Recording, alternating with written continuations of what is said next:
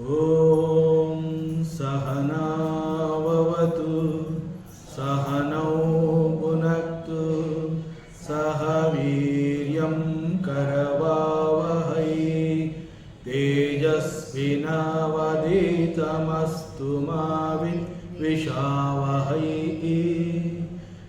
ಓಂ ಶಾಂತಿ ಶಾಂತಿ ಶಾಂತಿ.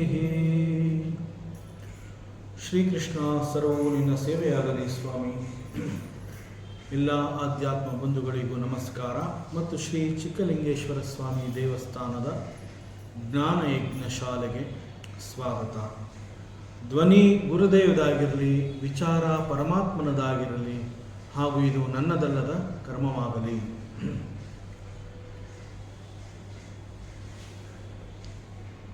ಶ್ರೀಮದ್ ಭಾಗವತ ಮಹಾಪುರಾಣದ ಪ್ರಥಮ ಸ್ಕಂದ 9ನೇ ಅಧ್ಯಾಯದಲ್ಲಿ ಬರುವಂತಹದ್ದು ಭೀಷ್ಮ ಸ್ತುತಿ. ಅದನ್ನು ಅಭ್ಯಾಸ ಮಾಡ್ತಾ ಇದ್ದೀವಿ. ಮೊದಲಿಗೆ ಮಂಗಳಾಚರಣೆ.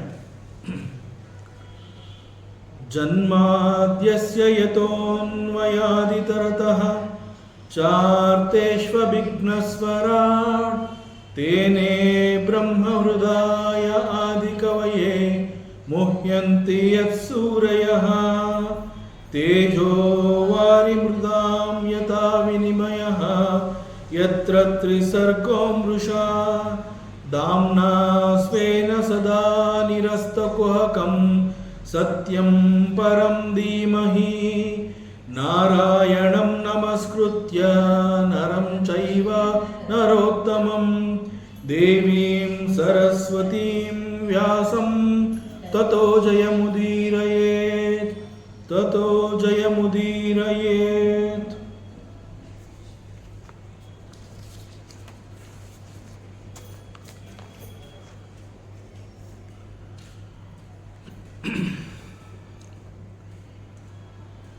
ಒಬ್ಬ ಡಿವೋಟಿ ಅಂತಂದಾಗ ಅವನಿಗೆ ಪ್ರಭುವಿನ ಮೇಲೆ ಅತೀವ ಭಕ್ತಿ. ಅವನು ಹೇಗಿದ್ರೂ ಚಂದ. ಇದು ಒಬ್ಬ ಡಿವೋಟಿ ತನ್ನ ಪ್ರಭುವಿನ ಮೇಲೆ ಇಟ್ಟಿರುವಂತಹ ಭಾವ. ಈ ರೀತಿಯಲ್ಲಿ ಭೀಷ್ಮನ ಕಣ್ಣಿಗೆ ಕಾಣಿಸ್ತಾ ಇರುವಂತಹ ಕೃಷ್ಣನ ಕ್ಷಣ ಕ್ಷಣದ ರೂಪವನ್ನು ಅವನು ಅನುಭವಿಸಿ ಆನಂದಿಸ್ತಾ ಇದ್ದಾನೆ. ಯುದ್ಧ ಭೂಮಿಯಲ್ಲಿ ಬಹಳ ವೇಗವಾಗಿ ಓಡ್ತಾ ಇರುವಂತಹ ಕುದುರೆಗಳ ಕಾಲಿನಿಂದ ಎದ್ದಂತಹ ಧೂಳು ಪರಮಾತ್ಮ ಶ್ರೀಕೃಷ್ಣನ ದಟ್ಟ ಕೇಶ ರಾಶಿಯ ಮೇಲೆ, ಮುಂಗುರುಳಿನ ಮೇಲೆ, ಮುಖದ ಮೇಲೆ, ಇಡೀ ದೇಹದ ಮೇಲೆ ಎಲ್ಲ ಕಡೆ ಆವರಿಸಿದ್ರು ಕೂಡ ಇಡೀ ದೇಹ ಧೂಳುಮಯವಾಗಿದೆ ಎನ್ನೋ ಹಾಗಿದ್ರೂ ಕೂಡ ಭೀಷ್ಮ ಹೇಳ್ತಾನೆ, ಹೇ ಲಾರ್ಡ್, ಹೇ ಕೃಷ್ಣ ಪ್ರಭು, ಯು ಆರ್ ಸೋ ಹ್ಯಾಂಡ್ಸಮ್. ಎಷ್ಟು ಅದ್ಭುತವಾಗಿ ಕಾಣಿಸ್ತಾ ಇದೆಯಾ. ಇಷ್ಟೊಂದು ಧೂಳು ನೀನು ತುಂಬಿಕೊಂಡಿದ್ರು ಕೂಡ ನೀನು ಎಷ್ಟು ಚೆನ್ನಾಗಿ ಕಾಣಿಸ್ತಾ ಇದೆಯಾ. ಇದು ಒಬ್ಬ ಭಕ್ತ ತನ್ನ ಪ್ರಭು ಅಂತಂದರೆ ಅವನು ಹೇಗಾರು ಇರಲಿ, ಹೀ ಈಸ್ ಮೈ ಪ್ರಭು. ಆದರೆ ಇದೇ ಕೃಷ್ಣ ಪುಟ್ಟ ಬಾಲಕನಾಗಿದ್ದಾಗ ತಾಯಿ ಯಶೋದೆ ಪ್ರತಿ ಬಾರಿ ಅವನು ಆಟ ಮುಗಿಸ್ಕೊಂಡು ಮನೆಗೆ ಬಂದಾಗ, ಯಾಕೆ ಇಷ್ಟು ಕೊಳಕಾಗಿದೆಯಾ, ಯಾಕೆ ಇಷ್ಟು ಧೂಳು ನಿನ್ನ ಮೇಲೆ ತುಂಬಿಕೊಂಡಿದೆ. ಭೀಷ್ಮನ ಕಣ್ಣಿಗೆ ಕಂಡಿದ್ದು ಕೂಡ ಧೂಳೆ, ತಾಯಿ ಯಶೋದೆಯ ಕಣ್ಣುಗಳಿಗೆ ಕಂಡಿದ್ದು ಕೂಡ ಧೂಳು. ಧೂಳಿನಿಂದ ತುಂಬಿರುವಂತಹ ಕೃಷ್ಣನನ್ನ ಭೀಷ್ಮ ಹೊಗಳ್ತಾ ಇದ್ದಾನೆ. ಪುಟ್ಟ ಬಾಲಕ ಕೃಷ್ಣನ ಇಡೀ ದೇಹ ಆಟ ಆಡೋ ಸಮಯದಲ್ಲಿ ಧೂಳಿನಿಂದ ಕೂಡಿದಾಗ ಯಶೋದೆ ಅವನನ್ನು ಗದರಿಸ್ತಾಳೆ. So this is the difference between the ಭಾವ ಆಫ್ ಡಿಫರೆಂಟ್ ಡಿವೋಟೀಸ್. ಸೊ ಭೀಷ್ಮದೇವನ ವೀರ್ಯ ರಸವನ್ನು ನೋಡಬೇಕು ಅನ್ನುವಂತಹದ್ದು ಪರಮಾತ್ಮ ಶ್ರೀಕೃಷ್ಣನ ಸಂಕಲ್ಪ ಮತ್ತು ಅಪೇಕ್ಷೆ ಆಗಿತ್ತು. ಯಾಕೆಂತಂದರೆ ಕೃಷ್ಣನಿಗೆ ಗೊತ್ತು, ಭೀಷ್ಮ ಅಂತಂದರೆ ಹಿ is a very great fighter. ಅಂತಹ ಒಬ್ಬ ಕ್ಷತ್ರಿಯನ ವೀರತನವನ್ನು ನಾನು ನೋಡಬೇಕು ಅನ್ನುವಂತಹ ಅಪೇಕ್ಷೆಯನ್ನು ವ್ಯಕ್ತಪಡಿಸ್ತಾನೆ. ಮತ್ತು ಅದು ಅವನ ಸಂಕಲ್ಪ ಆಗಿರೋದ್ರಿಂದ ಅನೇಕ ಪರಿಸ್ಥಿತಿಗಳು ವಿರುದ್ಧವಾಗಿ ನಿಂತು ಭೀಷ್ಮ ಕೌರವರ ಬಳಿ ಉಳಿಯೋ ಹಾಗೆ ಪರಿಸ್ಥಿತಿ ನಿರ್ಮಾಣವಾಗಿ ಅದು ಯುದ್ಧದ ಸಮಯದಲ್ಲಿ ಕೂಡ ಭೀಷ್ಮದೇವ ಕೌರವರ ಪರವಾಗಿ ನಿಂತು ಪಾಂಡವರ ವಿರುದ್ಧ ಯುದ್ಧ ಮಾಡುವಂತಹ ಪರಿಸ್ಥಿತಿಗೆ ತಲೆಬಾಗಿ ಅದನ್ನು ಭೀಷ್ಮದೇವ ಸ್ವೀಕರಿಸಿರ್ತಾನೆ. ಬಟ್ ಇಟ್ ಈಸ್ ದಿ ಸಂಕಲ್ಪ ಆಫ್ ಶ್ರೀಕೃಷ್ಣ.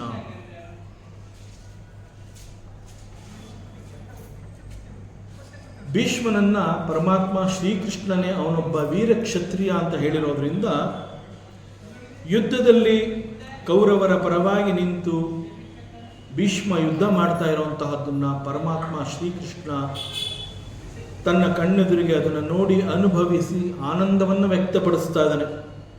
ಭೀಷ್ಮನ ವೀರ್ಯ ರಸವನ್ನು ಕಣ್ತುಂಬ ಹೀರ್ಕೋತಾ ಇದ್ದಾನೆ ಪರಮಾತ್ಮ. ಭೀಷ್ಮನ ಪ್ರತಿ ಒಂದೊಂದು ಏಟಿಗೂ ಸಾವಿರಾರು ಸೈನಿಕರು ಪಾಂಡವರ ಸೇನೆಯಲ್ಲಿ ಏಟು ತಿಂದು ಹತರಾಗ್ತಾ ಇದ್ದಾರೆ. ಪ್ರತಿ ಕ್ಷಣ ಸಾವಿರಾರು ಸೈನಿಕರು ಸಾಯ್ತಾ ಇದ್ದಾರೆ. ಹೀಗೆ ಸೈನಿಕರನ್ನ ಯುದ್ಧದಲ್ಲಿ ಹೊಡೆದುರುಳಿಸಿ ತನ್ನ ಶೌರ್ಯವನ್ನ ಭಗವಂತನಿಗೆ ಭೀಷ್ಮದೇವ ತೋರಿಸ್ತಾ ಇದ್ದಾನೆ. ಶ್ರೀಕೃಷ್ಣ ಭೀಷ್ಮನ ಈ ಶೌರ್ಯವನ್ನ ಅನುಭವಿಸಿ ಆನಂದಿಸ್ತಾ ಇದ್ದಾನೆ. ಅಂತಹ ಒಂದು ಯುದ್ಧ ಭೂಮಿಯಲ್ಲಿ ಕುದುರೆಗಳು ಎಲ್ಲಿಂದರಲ್ಲಿ ಓಡಾಡ್ತಾ ಇದ್ದಂತಹ ಆ ಕಾರಣದಿಂದ ಎದ್ದಂತಹ ಧೂಳು ಪರಮಾತ್ಮನನ್ನ ಅಲಂಕಾರ ಮಾಡಿತ್ತು. ಆ ಧೂಳೇ ನಿನಗೆ ಮತ್ತಷ್ಟು ಮೆರುಗನ್ನು ಕೊಟ್ಟಿದೆ ಅಂತ ಹೇಳಿ ಭೀಷ್ಮದೇವ ಪ್ರಭುವನ್ನ ವರ್ಣಿಸ್ತಾ ಇದ್ದಾನೆ. Hey Lord, you are looking so great. And he continues. Bhishmadev ಮತ್ತಷ್ಟು ಪರಮಾತ್ಮನನ್ನು ಸ್ತುತಿ ಮಾಡ್ತಾ ಇದ್ದಾನೆ. ಅಂಡ್ ಹಿ ಸೇಸ್, ಅವನು ಹೇಳ್ತಾ ಇದ್ದಾನೆ, ಶ್ರಮವಾರ್ಯ ಶ್ರಮವಾರ್ಯ ಅಲಂಕೃತ ಆಸ್ಯೆ. ಶ್ರಮ ಅನ್ನುವಂತಹದ್ದು ಕಷ್ಟಪಟ್ಟು ಕೆಲಸ ಮಾಡುವಂತಹ ಆ ಒಂದು ಪರಿಸ್ಥಿತಿಯನ್ನ ಶ್ರಮ ಅಂತ ಕರೀತಾರೆ. ಶ್ರಮವಾರ್ಯ ಅಂತಂದ್ರೆ ಹಾರ್ಡ್ ವರ್ಕರ್. ಯಾರು ಆ ಪರಿಸ್ಥಿತಿಯಲ್ಲಿ ಕಷ್ಟಪಟ್ಟು ಕೆಲಸವನ್ನು ಮಾತ್ರ ಬಹಳ ಗಂಭೀರವಾಗಿ ಸ್ವೀಕರಿಸಿ ಎಷ್ಟೇ ಕಷ್ಟ ಆದರೂ ನಾ ಈ ಕೆಲಸವನ್ನು ಮಾಡ್ತೀನಿ ಅಂತ ಯಾರು ಹೇಳ್ತಾರೆ, ಹಿ ಇಸ್ ಕಾಲ್ಡ್ ಶ್ರಮವಾರ್ಯಿ. ಇಲ್ಲಿ ಎಷ್ಟೇ ಕಷ್ಟಪಟ್ಟರೂ ಕೂಡ ಸಹಿಸಿಕೊಂಡು ಆ ಕೆಲಸವನ್ನು ಹಾರ್ಡ್ ವರ್ಕ್ ಅಂತ ಏನು ಹೇಳ್ತೀವಿ ಅದನ್ನು ಮಾಡ್ತಾ ಇರುವಂತಹದ್ದು ಯಾರು ಇಲ್ಲಿ ಈ ಯುದ್ಧ ಕ್ಷೇತ್ರದಲ್ಲಿ. ಭೀಷ್ಮದೇವ ಶ್ರೀಕೃಷ್ಣನನ್ನ ಶ್ರಮವಾರಿ ಅಂತ ಕರೀತಾ ಇದ್ದಾನೆ. ಆದರೆ ಯುದ್ಧ ಅಂತ ಹೇಳಿದಾಗ ಮತ್ತು ಯುದ್ಧದಲ್ಲಿ ಪರಮಾತ್ಮ ಶ್ರೀಕೃಷ್ಣನ ಒಂದು ಮಾತು ಏನಾಗಿರುತ್ತೆ ಅಂತಂದ್ರೆ, ಅವನು ಅರ್ಜುನನಿಗೆ ಹೇಳ್ತಾನೆ. ಅರ್ಜುನ ಮತ್ತು ದುರ್ಯೋಧನ ಇಬ್ಬರು ಕೂಡ ಪರಮಾತ್ಮ ಶ್ರೀಕೃಷ್ಣನ ಸಹಾಯವನ್ನು ಕೋರಿ ಅವನ ಎದುರುಗಡೆ ಬಂದು ನಿಂತಾಗ ಪರಮಾತ್ಮ ಶ್ರೀಕೃಷ್ಣ ಹೇಳ್ತಾನೆ, ನೀವಿಬ್ಬರು ನನ್ನ ಸಹಾಯವನ್ನು ಅಪೇಕ್ಷಿಸಿ ಇಲ್ಲಿಗೆ ಬಂದಿದ್ದೀರಾ. ಆದರೆ ಬಿಫೋರ್ ಯು ಆಸ್ಕ್, ನಾನು ಯಾವ ರೀತಿ ಈ ಯುದ್ಧದಲ್ಲಿ ನನ್ನ ಕಾರ್ಯವನ್ನು ನಿರ್ವಹಿಸ್ತೀನಿ ಅನ್ನೋದನ್ನು ನಿಮಗೆ ಹೇಳ್ತೀನಿ. ನಂತರ ನಿಮಗೆ ಏನು ಬೇಕೋ ಅದನ್ನು ನೀವು ಕೇಳ್ಕೋಬಹುದು ಅಂತ ಹೇಳಿ ಶ್ರೀಕೃಷ್ಣ ಹೇಳ್ತಾನೆ, ನಾನು ಯುದ್ಧವನ್ನು ಮಾಡೋದಿಲ್ಲ, ಶಸ್ತ್ರವನ್ನು ಹಿಡಿಯೋದಿಲ್ಲ, ಶಸ್ತ್ರವನ್ನು ನಾನು ಮುಟ್ಟೋದಿಲ್ಲ, ಯುದ್ಧವನ್ನು ಮಾಡೋದಿಲ್ಲ. ನನ್ನ ನಾರಾಯಣಿ ಸೈನ್ಯವನ್ನು ಯಾರು ಬೇಕಾದ್ರೂ ಅದನ್ನು ತಗೋಬಹುದು. ಸೊ ನಾರಾಯಣಿ ಸೈನ್ಯ ಒಂದು ಕಡೆ ಹೋಗುತ್ತೆ, ನಾನು ಮತ್ತೊಂದು ಕಡೆ ಹೋಗ್ತೀನಿ. ನಿಮಗೆ ಯಾರಿಗೆ ಯಾವುದು ಬೇಕೋ ಅದನ್ನು ನೀವು ನನ್ನಿಂದ ಕೇಳ್ಕೋಬಹುದು ಅಂತ ಹೇಳಿದಾಗ ಅರ್ಜುನ ಹೇಳ್ತಾನೆ, ಪರಮಾತ್ಮ ನನಗೆ ನೀನು ಸಾಕು, ನೀನೇ ಬೇಕು ನನಗಿನ್ನೇನು ಬೇಡ. ಆಗ ದುರ್ಯೋಧನ ಹೇಳ್ತಾನೆ, ಶ್ರೀಕೃಷ್ಣ ಅವನು ಯುದ್ಧ ಮಾಡೋದಿಲ್ಲ, ಶಸ್ತ್ರ ಮುಟ್ಟೋದಿಲ್ಲ ಅಂತ ಹೇಳ್ತಾ ಇದ್ದಾನೆ, ಅವನನ್ನು ಇಟ್ಕೊಂಡು ಏನು ಪ್ರಯೋಜನ, ನಾರಾಯಣ ಸೈನ್ಯವನ್ನೇ ಕೊಡ್ತೀನಿ ಅಂತ ಇದ್ದಾನೆ, that is important. So Shrikrishna ನೀ ಹೇಳ್ದಂಗೆ ನಿನ್ನ ನಾರಾಯಣ ಸೈನ್ಯವನ್ನು ನನಗೆ ಕೊಡು, ನೀನು ಹೋಗಿ ಏನು ಬೇಕಾದ್ರೂ ಮಾಡ್ಕೊ ಅಂತ ಹೇಳ್ತಾನೆ. ಅಂತಹ ಕೃಷ್ಣ ಶಸ್ತ್ರವನ್ನು ಮುಟ್ಟೋದಿಲ್ಲ, ಯುದ್ಧವನ್ನು ಮಾಡೋದಿಲ್ಲ ಅಂತ ಹೇಳಿ ಯುದ್ಧ ಭೂಮಿಗೆ ಅರ್ಜುನನಿಗೆ ಸಾರಥಿಯಾಗಿ ಬಂದಿದ್ದಾನೆ. ಅಂತಹ ಶ್ರೀಕೃಷ್ಣನನ್ನ ಭೀಷ್ಮ ಶ್ರಮವಾರಿ ಅಂತ ಕರೀತಾ ಇದ್ದಾನೆ. ಏನು ಇದರ ಅರ್ಥ? ಶ್ರಮವಾರಿ ಅಂತಂದ್ರೆ ಕಷ್ಟಪಟ್ಟು ಕೆಲಸ ಮಾಡುವಂತಹದ್ದು. ಇಲ್ಲಿ ಯುದ್ಧದಲ್ಲಿ ಅರ್ಜುನ ಯುದ್ಧ ಮಾಡ್ತಾ ಇದ್ದಾನೆ. ಆಯಾಸ ಪ್ರಯಾಸ ಇವೆಲ್ಲ ಆಗ್ತಾ ಇರುವಂತಹದ್ದು ಅರ್ಜುನನಿಗೆ, ಟೆನ್ಷನ್ ಇರುವಂತಹದ್ದು ಅರ್ಜುನನಿಗೆ, ಮುಂದಿನ ಕ್ಷಣ ಹೇಗಿರುತ್ತೆ ಎನ್ನುವಂತಹದ್ದನ್ನ ಕಾತುರದಿಂದ ಎದುರು ನೋಡ್ತಾ ಇರುವಂತಹದ್ದು ಅರ್ಜುನ. ಯುದ್ಧ ಮಾಡಬೇಕು, ಗೆಲ್ಲಬೇಕು, ಸೈನಿಕರ ಅವರೆಲ್ಲರನ್ನ ಹತ ಮಾಡಬೇಕು, ತಂತ್ರಕ್ಕೆ ಪ್ರತಿತಂತ್ರವನ್ನು ಉಪಯೋಗಿಸಬೇಕು. ಹೀಗೆ ಪ್ರತಿ ಕ್ಷಣ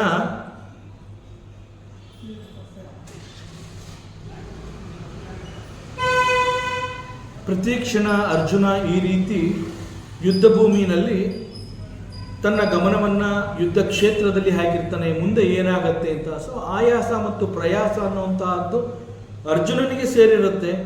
ಕೃಷ್ಣ ಕೇವಲ ರಥದ ಸಾರಥಿಯಾಗಿ ಕಾರ್ಯನಿರ್ವಹಿಸ್ತಾ ಇರ್ತಾನೆ.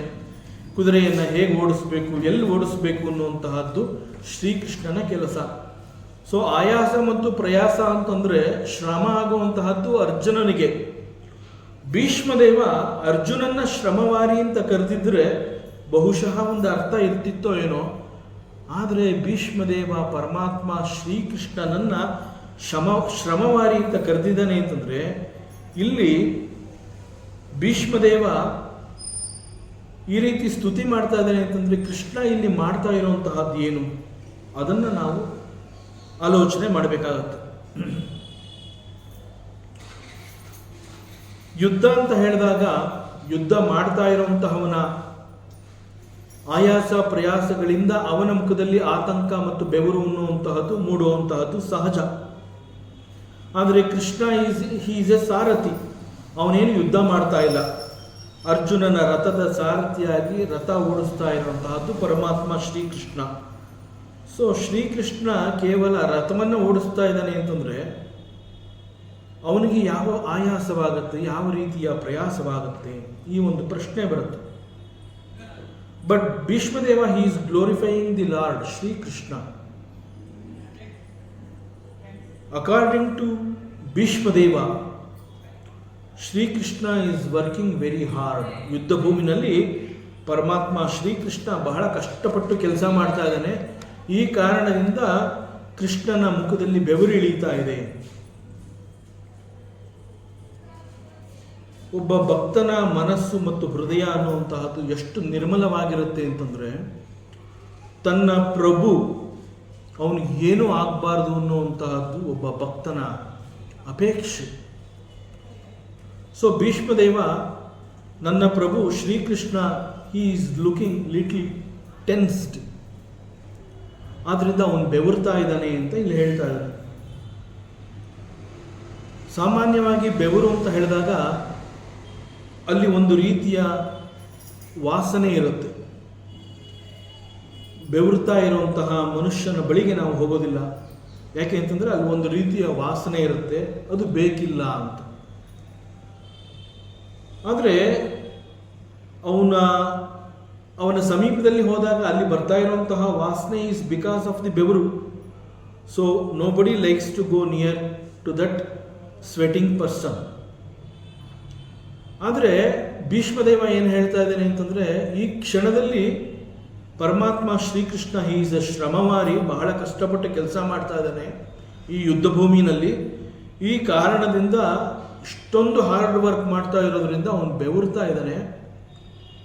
ಅವನು ಬೆವರ್ತಾ ಇರೋದ್ರಿಂದ ಅವನ ಮುಖದಲ್ಲಿ ಕಾಣ್ತಾ ಇರುವಂತಹ ಬೆವರಿನ ಹನಿಗಳು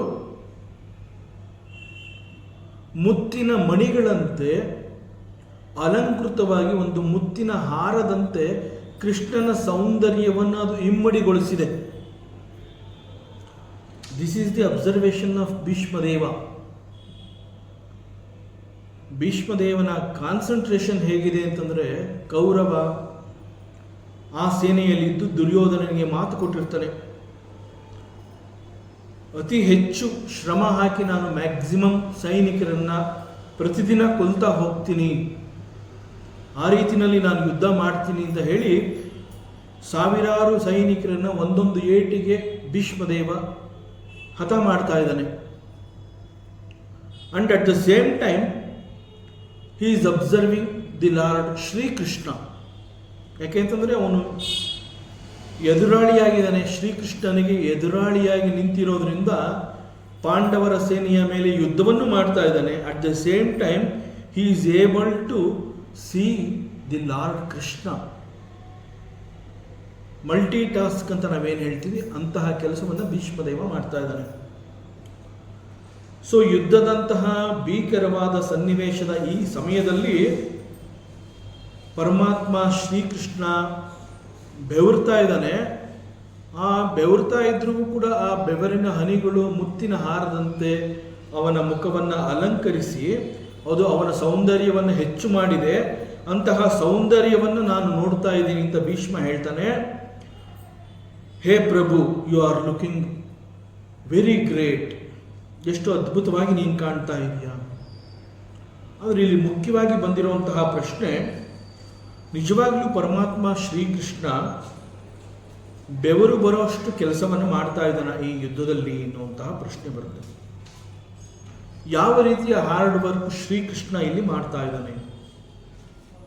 ಬಟ್ ಈ ಒಂದು ಸಂದರ್ಭವನ್ನು ಮತ್ತೆ ಅವನು ಮುಂದೆ ಕೆಲವು ಶ್ಲೋಕಗಳಲ್ಲಿ ಎಷ್ಟು ದೊಡ್ಡ ರೆಸ್ಪಾನ್ಸಿಬಿಲಿಟಿಯನ್ನು ಪರಮಾತ್ಮ ಶ್ರೀಕೃಷ್ಣ ತಗೊಂಡಿದ್ದಾನೆ ಅನ್ನುವಂಥದ್ದನ್ನು ಸಪರೇಟಾಗಿ ಅವನು ವರ್ಣನೆ ಮಾಡಿರೋದ್ರಿಂದ ಇಲ್ಲಿ ಅದನ್ನು ಡಿಸ್ಕಸ್ ಮಾಡೋದು ಬೇಡ.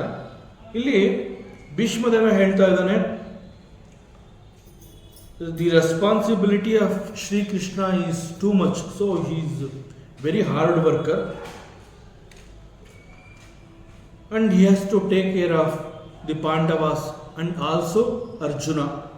ಅರ್ಜುನನ ಸಂಪೂರ್ಣ ಜವಾಬ್ದಾರಿ ಶ್ರೀಕೃಷ್ಣನ ಮೇಲಿದೆ.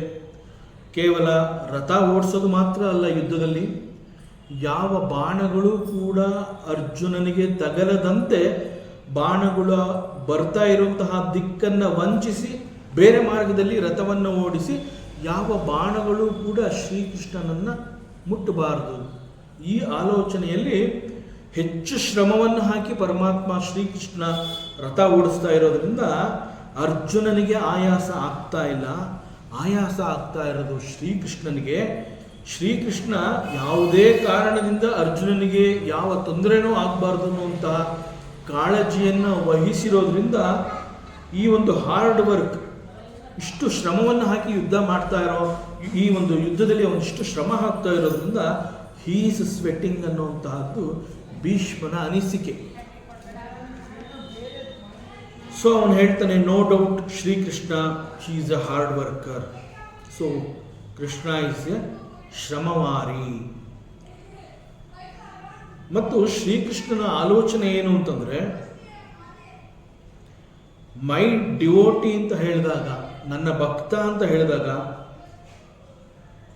Victory should be for my devotee. ಜಯ ಅನ್ನುವಂತಹದ್ದು ನನ್ನ ನಂಬಿರುವಂತಹ ಭಕ್ತನಿಗೆ ಸಂದಾಯವಾಗಬೇಕು. ದಟ್ ಈಸ್ ದಿ ಆಲೋಚನೆ of Shri Krishna. So in the entire ಮಹಾಭಾರತದ ಈ ಒಂದು 18 ದಿನದ ಯುದ್ಧದಲ್ಲಿ ಅರ್ಜುನನಿಗೆ ಕೇವಲ ಒಂದೇ ಒಂದು ಬಾರಿ, ಒಂದೇ ಒಂದು ಕ್ಷಣ ಅರ್ಜುನ ಬೆವರಿರ್ತಾನೆ. ಇನ್ನುಳಿದಂತೆ ಇಡೀ 18 ದಿನದ ಯುದ್ಧದಲ್ಲಿ ಅರ್ಜುನನಿಗೆ ಎಂದೂ ಪ್ರಯಾಸವಾಗಿಲ್ಲ. ಪ್ರಯಾಸವಾಗಿ ಬೆವರು ಬಂದಿರುವಂತಹ ಸ್ಥಿತಿ ಕೇವಲ ಒಮ್ಮೆ ಮಾತ್ರ. ಅದನ್ನು ಮತ್ತೆ ಭೀಷ್ಮದೇವ ಮತ್ತೊಂದು ಶ್ಲೋಕದಲ್ಲಿ ಅದನ್ನು ವರ್ಣನೆ ಮಾಡ್ತಾನೆ. ಸೊ ಈ ಕ್ಷಣದಲ್ಲಿ ಅದನ್ನು ಕೂಡ ನಾವಿಲ್ಲಿ ಹೆಚ್ಚು ಡಿಸ್ಕಸ್ ಮಾಡೋದು ಬೇಡ. So that is the Karunya of the lord. ನನ್ನ ಭಕ್ತನಿಗೆ ಏನು ತೊಂದರೆ ಆಗಬಾರ್ದು ಅನ್ನುವಂತಹ ಒಂದು ಕಾರುಣ್ಯ ಭಗವಂತನಿಗಿದೆ. ಆದ್ದರಿಂದ ಅವನು ಹೇಳ್ತಾನೆ, ನನಗೆ ಎಷ್ಟೇ ಆಯಾಸವಾಗಲಿ, ನನಗೆ ಎಷ್ಟೇ ಪ್ರಯಾಸವಾಗಲಿ, ಬಟ್ ಆಯಾಸ ಪ್ರಯಾಸ should not happen to my devotee. ಆದ್ದರಿಂದ ಅರ್ಜುನನಿಗೆ ಯಾವುದೇ ಕಾರಣದಿಂದಲೂ ಯಾವ ತೊಂದರೆನೂ ಆಗಬಾರ್ದು ಅನ್ನುವಂತಹದ್ದು ಪರಮಾತ್ಮನ ಆಲೋಚನೆ. ಸೊ ಹೀಗೆ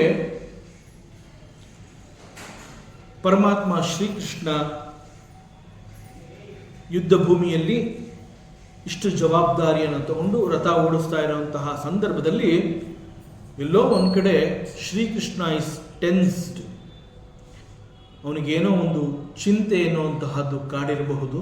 ಆ ಕಾರಣದಿಂದ ಕೃಷ್ಣನ ಮುಖದಲ್ಲಿ ಬೆವರು ಬಂದಿದೆ. ಆದರೆ ಆ ಬೆವರಿನ ಹನಿಗಳು ಮುತ್ತಿನ ಹಾರದಂತೆ ಅವನ ರೂಪವನ್ನು ಮತ್ತಷ್ಟು ಮೆರುಗುಗೊಳಿಸಿದೆ. ಹೀಗೆ ಭೀಷ್ಮದೇವ ಪರಮಾತ್ಮ ಶ್ರೀಕೃಷ್ಣನನ್ನು ಅದ್ಭುತವಾಗಿ ವರ್ಣನೆ ಮಾಡ್ತಾ ಇದ್ದಾನೆ. ಇಲ್ಲಿ ಪರಮಾತ್ಮ ಶ್ರೀಕೃಷ್ಣನ ಮುಖದಲ್ಲಿ ಕಂಡು ಬಂದಂತಹ ಬೆವರಿನ ಹನಿಗಳನ್ನು ಅವನು ಮುತ್ತಿನ ಮಣಿಗಳ ಹಾರ ಅಂತ ಹೇಳ್ತಾನೆ. ಆದರೆ ಶ್ರೀಕೃಷ್ಣನ ಚರಿತ್ರೆ ಅಥವಾ ಶ್ರೀಕೃಷ್ಣನ ಕತೆ, ಅದು ಭಾಗವತ ಇರಬಹುದು, ಮಹಾಭಾರತ ಇರಬಹುದು, ಭಗವದ್ಗೀತೆಯ ಸಂದರ್ಭ ಇರಬಹುದು, ಪರಮಾತ್ಮ ಶ್ರೀಕೃಷ್ಣ ಅಂತ ಹೇಳಿದ ಕೂಡಲೇ ಹೀ ಈಸ್ ಆನಂದಮಯ ಅಭ್ಯಾಸ ಪುರುಷ ಅಂತ ಹೇಳ್ತಾರೆ. ಅಂದರೆ ಪರಮಾತ್ಮ ಶ್ರೀಕೃಷ್ಣ ಅಂತ ಹೇಳಿದಾಗ ಅವನ ಮುಖದಲ್ಲಿ ಸದಾಕಾಲ ಈ ಪ್ರಸನ್ನತೆ ಎನ್ನುವಂತಹದ್ದು ತುಂಬಿರುತ್ತೆ ಮತ್ತು ತುಟಿ ಹೆಂಚಿನಲ್ಲಿ ಸದಾಕಾಲ ಒಂದು ಕಿರುನಗೆ ಎನ್ನುವಂತಹದ್ದು ಪರಮಾತ್ಮ ಇಟ್ಕೊಂಡಿರ್ತಾನೆ. So it means he is always happy. Shri Krishna ಅಂತಂದ್ರೆ ಹಿ ಈಸ್ ಆನಂದಮಯ. ಸೊ ಯುದ್ಧ ಭೂಮಿಯಲ್ಲಿ ಅರ್ಜುನನ ಪರಿಸ್ಥಿತಿಯನ್ನ ಕಂಡು ಭಗವಂತ ಬಹುಶಃ ಹಿ ಈಸ್ ಟೆನ್ಸ್ಡ್. ಇದು ಭೀಷ್ಮನ ಕಲ್ಪನೆ ಅಥವಾ ಅನಿಸಿಕೆ. ಬಟ್ ಪರಮಾತ್ಮ ಶ್ರೀಕೃಷ್ಣನನ್ನ ಶಾಸ್ತ್ರ ಮತ್ತು ವೇದಾಂತ ಹಾಗೂ ಜ್ಞಾನಿಗಳ ದೃಷ್ಟಿಯಲ್ಲಿ ಹಿ ಈಸ್ ಆನಂದಮಯ ಅಭ್ಯಾಸ ಪುರುಷ ಅಂತ ಹೇಳಿದಾಗ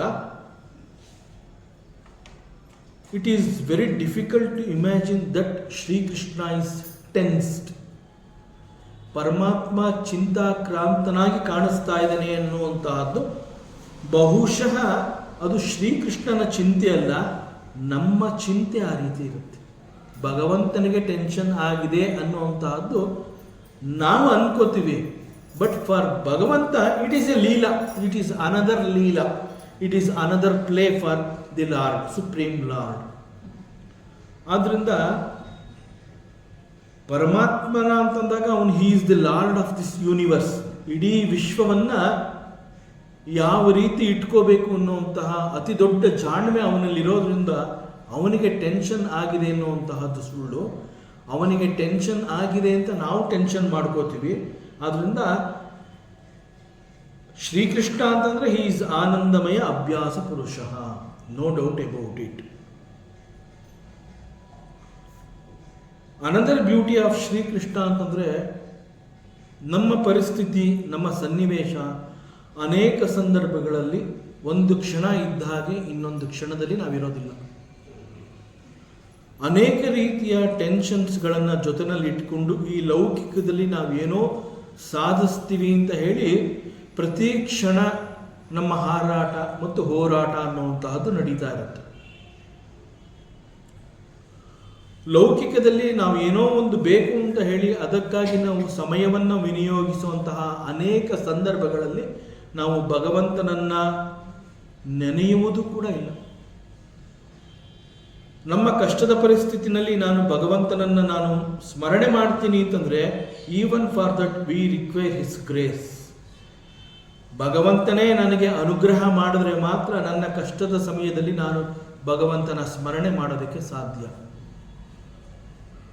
ಸೊ ಭಗವಂತನ ಸ್ಮರಣೆಯನ್ನು ನಾನು ಮಾಡಬೇಕು ಅಂತಂದ್ರೆ ಅದಕ್ಕೂ ಕೂಡ ನನಗೆ ಅನುಗ್ರಹ ಬೇಕು ಅಂತಂದ್ರೆ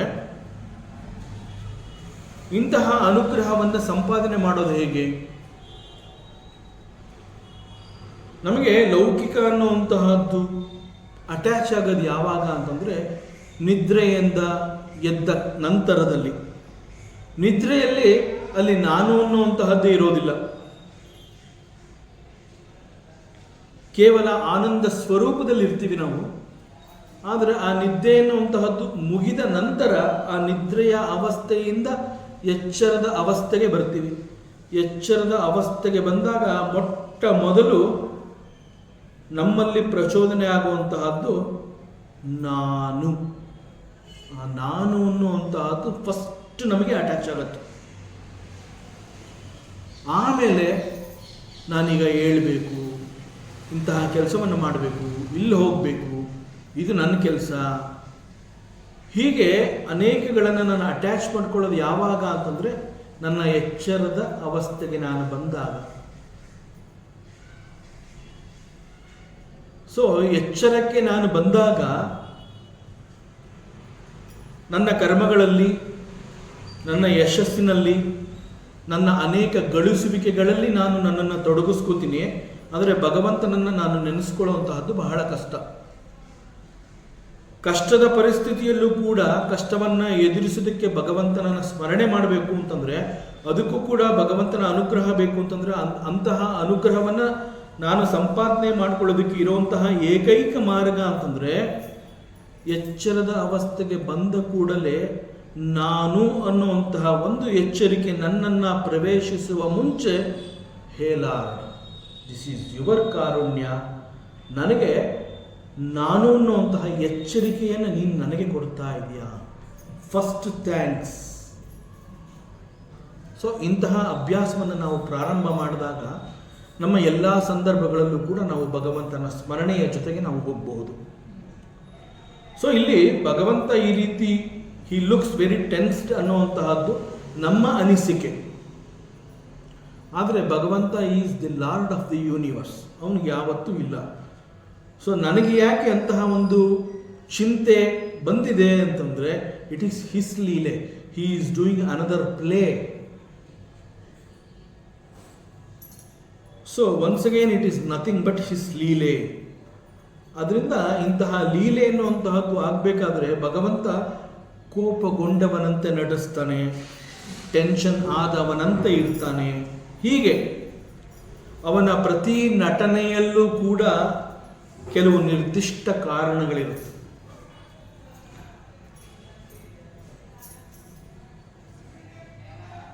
ಅವನ ಬಾಲಲೀಲೆ ಎನ್ನುವಂತಹದ್ದು ನಾವು ನೆನಪಿಗೆ ತಂದುಕೊಂಡ್ರೆ, ಪರಮಾತ್ಮ ಶ್ರೀಕೃಷ್ಣ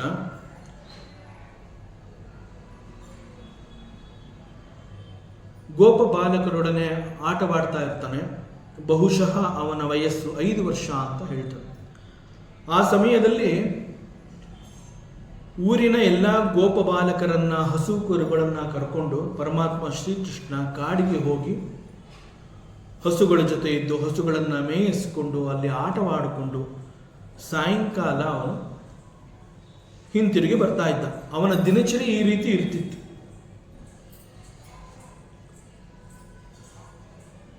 ಒಮ್ಮೆ ಶ್ರೀಕೃಷ್ಣನನ್ನ ಹೇಗಾದರೂ ಮಾಡಿ ಅವನ ಸಂಹಾರ ಆಗಬೇಕು ಅನ್ನುವಂತಹದ್ದು ಪ್ರತಿ ಕ್ಷಣದಲ್ಲೂ ಕಂಸನ ಯೋಚನೆ ಆಗಿರುತ್ತೆ. ಅವನೇನು ಮಾಡ್ತಾನೆ, ಒಬ್ಬ ರಾಕ್ಷಸನನ್ನು ಈ ಕೆಲಸಕ್ಕೆ ನಿಯೋಜನೆ ಮಾಡ್ತಾನೆ. ಏಕಾಏಕಿ ಒಂದು ದಿನ ಶ್ರೀಕೃಷ್ಣ ಗೋಪ ಬಾಲಕರೊಡನೆ ಅರಣ್ಯಕ್ಕೆ ಬಂದಾಗ ಅಲ್ಲಿ ಬಹಳ ದೊಡ್ಡ ಒಂದು ಆಕೃತಿಯನ್ನು ಅವರೆಲ್ಲರೂ ನೋಡ್ತಾರೆ. ಅವರೆಲ್ಲರೂ ನೋಡಿದಾಗ ಶ್ರೀಕೃಷ್ಣ ಹೆಚ್ಚು ಗಮನವನ್ನು ಕೊಡೋದಿಲ್ಲ. ಆದರೆ ಗೋಪ ಬಾಲಕರಿಗೆ ಇದೊಂದು ಆಶ್ಚರ್ಯವಾಗಿ ಕಾಣುತ್ತೆ. ಪ್ರತಿದಿನ ನಾವು ಇದೇ ಜಾಗಕ್ಕೆ ಬಂದು ಇಲ್ಲಿ ಹಸು ಕರುಗಳನ್ನು ಮೇಯಿಸಿ ಇಲ್ಲಿ ನಾವು ಆಟ ಆಡ್ತಾ ಇದ್ವಿ. ಇವತ್ತು ಈ ಜಾಗದಲ್ಲಿ ಇಷ್ಟು ದೊಡ್ಡ ಒಂದು ಗುಹೆ ಥರ ನಿರ್ಮಾಣವಾಗಿರುವಂತಹ ಒಂದು ಹೊಸ ಆಕೃತಿಯನ್ನು ನಾವಿಲ್ಲಿ ನೋಡ್ತಾ ಇದ್ದೀವಿ. ಅದೇನು ಅಂತಂದರೆ, ಒಬ್ಬ ಅಘಾಸುರ ಅನ್ನುವಂತಹ ರಾಕ್ಷಸನನ್ನ ಕಂಸ ಶ್ರೀಕೃಷ್ಣನನ್ನು ಸಂಹಾರ ಮಾಡೋದಕ್ಕೆ ನಿಯೋಜಿಸಿರ್ತಾನೆ. ಅವನು ಬಕಾಸುರ ಮತ್ತು ಪೂತಿನಿಗೆ ತಮ್ಮನಾಗಿರ್ತಾನೆ. ಆ ರಾಕ್ಷಸ ಈ ಒಂದು ಕಾರ್ಯವನ್ನು ಮಾಡಬೇಕು ಅಂತ ಹೇಳಿ ಅರಣ್ಯಕ್ಕೆ ಒಂದು ಹೆಬ್ಬಾವಿನ ರೀತಿಯಲ್ಲಿ ಅಲ್ಲಿ ಬಂದಿರ್ತಾನೆ. ಕೃಷ್ಣನ ಸಹಿತ ಗೋಪಬಾಲಕರು ಹಾಗೂ ಆ ಎಲ್ಲ ಹಸುಕರುಗಳು, ಸೊ ಯಾವ ಕುರುಹು ಉಳಿಯದಂತೆ ಎಲ್ಲರನ್ನ ಸಂಹಾರ ಮಾಡಬೇಕು ಅಂತ ಹೇಳಿ ಬಹಳ ದೊಡ್ಡದಾಗಿ ಬಾಯಿ ತೆರೆಕೊಂಡು ಆ ಒಂದು ಹೆಬ್ಬಾವು ಅಲ್ಲಿ ಮಲಗುತ್ತೆ. ಬಾಯಿ ಎಷ್ಟು ದೊಡ್ಡದಾಗಿ ತೆರೆದಿರುತ್ತೆ ಅಂತಂದರೆ, ಬಾಯಿಯ ಒಂದು ಭಾಗ ಭೂಮಿಯನ್ನು ತಾಕ್ತಾ ಇದ್ರೆ ಮತ್ತೊಂದು ಭಾಗ ಆಕಾಶದ ಎತ್ತರಕ್ಕೆ ಬೆಳೆದಿರುತ್ತೆ. ಅಷ್ಟು ದೊಡ್ಡ ಜಾಗವನ್ನು ನೋಡಿ ಗೋಪ ಬಾಲಕರು ಇದೊಂದು ಯಾವುದೋ ಹೊಸ ಗುಹೆ ಇಲ್ಲಿ ನಿರ್ಮಾಣವಾಗಿದೆ, ಸೊ ಈ ಗುಹೆಯ ಬಾಗಿಲಿಗೆ ಒಳಗಡೆ ಹೋಗಿ ಅಲ್ಲಿ ಏನೇನಿದೆ ಎಲ್ಲ ನೋಡ್ಕೊಂಬರೋಣ, ಅದು ಚೇಷ್ಟೆ ಆ ಮಕ್ಕಳು. ಸೊ ಅರಣ್ಯದಲ್ಲಿ ಏಕಾಏಕಿ ಇಷ್ಟು ದೊಡ್ಡ ಗುಹೆ ಸಿಕ್ಕಿದೆ ಅಂತಂದಾಗ ಹೋಗಿ ನೋಡ್ಕೊಂಬರೋಣ ಅಂತ ಆ ಹಸು ಕರುಗಳು ಎಲ್ಲವನ್ನ ಆ ಗುಹೆಯ ಬಾಗಿಲಿಗೆ ಬಳಿಗೆ ಕರ್ಕೊಂಡು ಹೋಗಿ ಎಲ್ಲರೂ ಒಳಗಡೆ ಪ್ರವೇಶ ಮಾಡ್ತಾರೆ. ಸೊ ಇದನ್ನ ಪರಮಾತ್ಮ ಶ್ರೀಕೃಷ್ಣ ಇದನ್ನ ನೋಡ್ತಾನೆ. ಪುಟ್ಟ ಬಾಲಕ ಈ ಸಂದರ್ಭದಲ್ಲಿ ಅಲ್ಲಿ ವರ್ಣನೆ ಮಾಡಿರುವಂತಹದ್ದು ಏನು ಅಂತಂದರೆ, ಅಷ್ಟು ದೊಡ್ಡ ಬಾಯಿಯ ಒಳಗೆ ಈ ಗೋಪಬಾಲಕರು ಹಸು ಕರುಗಳ ಸಮೇತ ಒಳಗಡೆ ಹೊರಟೋಗಿದ್ದಾರೆ. ಸ್ವಲ್ಪ ನಾನು ಲೇಟ್ ಮಾಡಿದ್ರೂ ಕೂಡ ಪರಿಸ್ಥಿತಿ ಬೇರೆ ರೀತಿ ಆಗತ್ತೆ ಎನ್ನುವಂತಹ ಸಂದರ್ಭದಲ್ಲಿ ಅವನಿಗೆ ಟೆನ್ಷನ್ ಆಯಿತು. ಅವನು ಆ ಕ್ಷಣದಲ್ಲಿ ಸ್ವಲ್ಪ ಚಿಂತಾಕ್ರಾಂತನಾದ ಅಂತ ವರ್ಣನೆ ಮಾಡುತ್ತೆ. ಎಗೇನ್ ಇಟ್ ಈಸ್ ದಿ ಅನಿಸಿಕೆ ಆಫ್ ಎ ಭಕ್ತ. ಬಟ್ ಶ್ರೀಕೃಷ್ಣನ ಯೋಚನೆ ಏನು ಅಂತಂದರೆ, ಇವ್ರನ್ನ ರಕ್ಷಣೆ ಮಾಡಿ ಈಚೆ ಕರ್ಕೊಂಡ್ಬರ್ಬೇಕು ಅಂತ ಹೇಳಿ ಆ ಪುಟ್ಟ ಬಾಲಕ ಕೂಡ ಆ ಬಾಯಿ ಒಳಗಡೆ ಹೋಗ್ತಾನೆ. ಅವನಿಗೆ ಇದೆಲ್ಲ ಗೊತ್ತಾಗತ್ತೆ, ಇದು ಒಂದು ರಾಕ್ಷಸ ಮರ್ಮ ಇದು. ಸೊ ಇದರಿಂದ ತಪ್ಪಿಸ್ಕೋಬೇಕು, ಎಲ್ಲರನ್ನ ರಕ್ಷಿಸಬೇಕು ಅಂತಂದರೆ ಈ ಉಳಿದಿರುವಂತಹದ್ದು ಒಂದೇ ಕೆಲಸ ಅಂತ ಹೇಳಿ ಕ್ಷಣ ಮಾತ್ರದಲ್ಲಿ ತನ್ನ ದೇಹವನ್ನು ಬಹಳ ದೊಡ್ಡದಾಗಿ ಹಿಗ್ಗಿಸ್ಕೋತಾನೆ ಮತ್ತು ಆ ಹೆಬ್ಬಾವಿನ ಬಾಯಿಯನ್ನು ಸೀಳಿಕೊಂಡು ಗೋಪಬಾಲಕರು ಹಾಗೂ ಹಸು ಕರುಗಳು ಎಲ್ಲರನ್ನ ರಕ್ಷಿಸಿ ಅವನು ಈಚೆ ತರ್ತಾನೆ. ಸೊ ಹೀಗೆ ಪರಮಾತ್ಮ ಶ್ರೀಕೃಷ್ಣ ಟೆನ್ಷನ್ ಆದ ಅನ್ನುವಂತಹದ್ದು ಈ ಎರಡು ಸಂದರ್ಭಗಳಲ್ಲಿ ನಾವು ನೋಡ್ತೀವಿ. ಒಂದು ಭೀಷ್ಮ ಸ್ತುತಿಯಲ್ಲಿ ಭೀಷ್ಮ ಹೇಳ್ತಾನೆ, ಯುದ್ಧದಲ್ಲಿ ಕಷ್ಟಪಟ್ಟು ರಥ ಓಡಿಸ್ತಾ ಇದ್ದಾನೆ, ಹಿ ಈಸ್ ಅ ಶ್ರಮವಾರಿ, ಅವನು ಟೆನ್ಷನ್ ಆದ್ದರಿಂದ ಅವನ ಮುಖದಲ್ಲಿ ಬೆವರಿನ ಹನಿಗಳು ಅಂತ ಒಂದು ಸಂದರ್ಭ. ಮತ್ತೊಂದು ಈ ಗೋಪಬಾಲಕರೊಡನೆ ಅವನು ಅರಣ್ಯವನ್ನು ಪ್ರವೇಶಿಸಿ ಅಲ್ಲಿ ಒಂದು ದೈತ್ಯ ಸಂಹಾರ ಮಾಡುವಂತಹ ಸಂದರ್ಭದಲ್ಲಿ ಪರಮಾತ್ಮ ವಾಸ್ ಲಿಟಲ್ ಟೆನ್ಸ್ಡ್ ಅನ್ನುವಂತಹ ಈ ಎರಡು ಸಂದರ್ಭದಲ್ಲಿ ಹೇಳ್ತಾರೆ. But it is all Leela. ಆ ಒಂದು ಲೀಲೆಯನ್ನು ಅವನು ತೋರಿಸ್ಬೇಕಾಗಿರುತ್ತೆ. ಸೊ ಹೀಗೆ ಭಗವಂತ ಅಂತಂದರೆ ಅವನು he is the lord of the universe. ಅವನಿಗೆ ಈ ರೀತಿಯ ನಮಗೆ ಬರುವಂತಹ ಟೆನ್ಷನ್ನು, ಹೆದರಿಕೆ, ಭಯ ಇದ್ಯಾವುದು ಅವನಿಗಿಲ್ಲ. ಸೊ ಇಲ್ಲಿ ಭೀಷ್ಮ ಹೇಳ್ತಾನೆ, the lord is working very hard for the sake of his devotee Arjuna. ಅರ್ಜುನನಿಗಾಗಿ ಶ್ರಮವಹಿಸಿ ಕಷ್ಟಪಡ್ತಾ ಇರುವಂತಹ ಈ ಸಂದರ್ಭದಲ್ಲಿ ಕೃಷ್ಣನ ಮುಖದಲ್ಲಿ ಕಂಡು ಬಂದಂತಹ ಬೆವರಿನ ಹನಿಗಳು ನನ್ನ ಕಣ್ಣಿಗೆ ಮುತ್ತಿನ ಹನಿಗಳಂತೆ ಕಾಣಿಸಿ ಅದೊಂದು ಸುಂದರವಾದ ಮಾಲೆ, ಮುತ್ತಿನ ಮಾಲೆಯಾಗಿ ಕಾಣ್ತಾ ಇದೆ. ಅದು ಕೃಷ್ಣನ ಸೌಂದರ್ಯವನ್ನು ಮತ್ತಷ್ಟು ಹೆಚ್ಚಿಸಿದೆ ಅಂತ ವರ್ಣನೆ ಮಾಡಿದ್ದಾನೆ. ಇಲ್ಲಿ ಪರಮಾತ್ಮ ಶ್ರೀಕೃಷ್ಣನಿಗೆ ಬ್ರಹ್ಮದೇವನ ಸೇವೆ ಯಾವುದು ಹಾಗಾದ್ರೆ? ಯಾಕೆಂತಂದರೆ ಭೀಷ್ಮ ಅಂತ ಹೇಳಿದಾಗ he is a very big devotee of lord Krishna. ಅದನ್ನು ಸ್ವತಃ ಕೃಷ್ಣ ಕೂಡ ಒಪ್ಕೋತಾನೆ. ಇದೇ ಸಂದರ್ಭದಲ್ಲಿ ಬಾಣಗಳ ಮೇಲೆ ಮಲಗಿರುವಂತಹ ಭೀಷ್ಮದೇವ ಒಬ್ಬ ದೊಡ್ಡ ಜ್ಞಾನಿ ಅನ್ನೋದು ಕೂಡ ಪರಮಾತ್ಮ ಶ್ರೀಕೃಷ್ಣನಿಗೆ ಗೊತ್ತಾಗಿ ಅವನಿಂದ ಪಾಂಡವರಿಗೆ ಮತ್ತು ಲೋಕಕ್ಕೆ ಅನುಕೂಲ ಆಗಬೇಕು ಅಂತ ಹೇಳಿ ಅನೇಕ ರೀತಿಯ ನೀತಿಯ ಧರ್ಮವನ್ನು ಪಾಂಡವರಿಗೆ ಸಿಗೋ ಹಾಗೆ ಆ ಸಂದರ್ಭದಲ್ಲಿ ಅವರಿಗೆ ಭೀಷ್ಮನಿಂದ ಅವರಿಗೆ ಉಪದೇಶ ಸಿಗೋ ಹಾಗೆ ಮಾಡ್ತಾನೆ. ಮತ್ತು ವಿಷ್ಣು ಸಹಸ್ರನಾಮ ಕೂಡ ಆ ಸಂದರ್ಭದಲ್ಲಿ ಹೊರಬರುತ್ತೆ. So he knows Bhishma is a very great devotee. ಅಂತಹ ಡಿವೋಟಿಯನ್ನು ಹೇಗೆ ಉಪಯೋಗಿಸ್ಕೋಬೇಕು ಅನ್ನುವಂತಹದ್ದು ಪರಮಾತ್ಮ ಶ್ರೀಕೃಷ್ಣನಿಗೆ ಗೊತ್ತಿದೆ. ಸೊ ಇಲ್ಲಿ ಇಂತಹ ಒಬ್ಬ ಡಿವೋಟಿ ಕೃಷ್ಣನ ಎದುರಿಗೆ ನಿಂತು ಒಂದೊಂದು ಏಟಿಗೆ ಸಾವಿರಾರು ಸೈನಿಕರನ್ನು ಹತ ಮಾಡ್ತಾ ಇದ್ದಾನೆ. ಅಂತಹ ಸಂದರ್ಭದಲ್ಲಿ ಕೃಷ್ಣನನ್ನು ನೋಡಿ ಅವನಿಗೆ ಟೆನ್ಷನ್ ಆಗಿದೆ ಅಂತ ಹೇಳಿ ಅವನ ಮುಖದಲ್ಲಿ ಬೆವರನ್ನು ನೋಡಿ ಆಗಲೂ ಕೂಡ ಕೃಷ್ಣನ ವರ್ಣನೆ ಮಾಡ್ತಾ ಇದ್ದಾನೆ ಮತ್ತು ಬಹಳ ವೀರಾವೇಶದಿಂದ ಹೋರಾಟ ಕೂಡ ಮಾಡ್ತಾ ಇದ್ದಾನೆ. ಸೊ ಒಬ್ಬ ದೊಡ್ಡ ಡಿವೋಟಿ ಅಂತ ಹೇಳಿದಾಗ what is his contribution to the lord? ಒಬ್ಬ ದೊಡ್ಡ ಸಾಧಕ, ಒಬ್ಬ ದೊಡ್ಡ ದೈವ ಭಕ್ತ ಅಂತಂದಾಗ ಅವನ ಸೇವೆ ಹೇಗಿರುತ್ತೆ ಹಾಗಾದರೆ ಶ್ರೀಕೃಷ್ಣನ ಮೇಲೆ ಅಂತಂದರೆ ಅದನ್ನು ಮತ್ತೆ ಭೀಷ್ಮ ಹೇಳ್ತಾನೆ. ಬಿಕಾಸ್ ಇಟ್ ಈಸ್ ದ ವೀರ್ಯರಸ ಶ್ರೀಕೃಷ್ಣ ವಾಂಟೆಡ್ ಟು ಸಿ. ವೀರ್ಯ ರಸವನ್ನು ನೋಡಬೇಕು ಅಂತಂದಾಗ ಅದಕ್ಕೆ ತಕ್ಕಂತಹ ಸೇವೆಯನ್ನು ನಾನು ಇಲ್ಲಿ ಪರಮಾತ್ಮ ಶ್ರೀಕೃಷ್ಣನಿಗೆ ಕೊಡಬೇಕು. ಅವನಿಗೆ ಪೂಜೆ ಮಾಡೋದು, ಅಲಂಕಾರ ಮಾಡೋದು, ಕೇವಲ ಸ್ತುತಿ ಮಾಡುವಂತಹದ್ದು, ದಟ್ ಈಸ್ ಡಿಫರೆಂಟ್.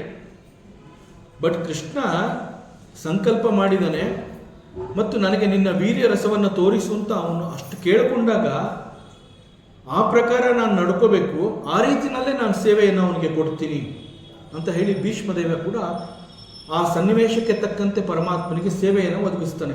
ಅದು ಯಾವ ರೀತಿಯ ಸೇವೆ ಅಂತಂದರೆ ಇಲ್ಲಿ ಹೇಳ್ತಾನೆ, ಮಮ ನಿಶಿತ ಶರೈಹಿ ವಿದ್ಯಮಾನ ತ್ವಚಿ ವಿಲಸತ್ ಕವಚೆ. ಹೇ ಪರಮಾತ್ಮ, ನಿನ್ನ ಅಪೇಕ್ಷೆಯಂತೆ ನಿನ್ನ ಎದುರಾಳಿಯಾಗಿ ನಿಂತು ನಾನು ಯುದ್ಧವನ್ನು ಮಾಡ್ತಾ ಇದ್ದೀನಿ.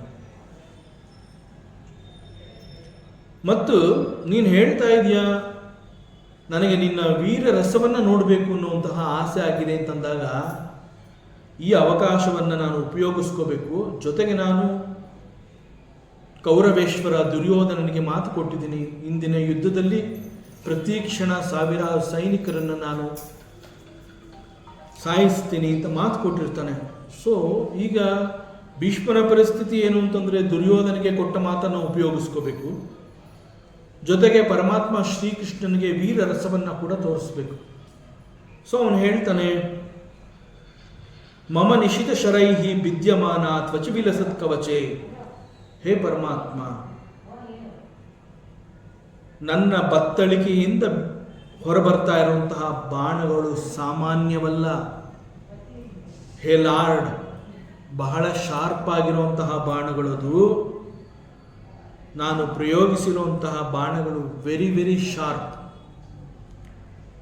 ಒಂದು ಬಾಣ ಸಾವಿರಾರು ಸೈನಿಕರನ್ನು ಅದು ನಾಶ ಮಾಡುತ್ತೆ. ಅಂತಹ ಬಾಣಗಳು ನನ್ನ ಬತ್ತಳಿಕೆಯಲ್ಲಿ ಸಾವಿರಾರು ಇವೆ. ನೀನೇ ಅಪೇಕ್ಷೆ ಪಟ್ಟಿದ್ಯಾ, ನಿನ್ನ ಲೀಲೆ ನನಗೆ ಅರ್ಥ ಆಗೋದಿಲ್ಲ. But I am your devotee, this is my service to you, please accept my service ಅಂತ ಹೇಳಿ ಪ್ರತಿ ಕ್ಷಣ ನೂರಾರು ಬಾಣಗಳನ್ನು ಬಿಡ್ತಾ ಇದ್ದಾನೆ.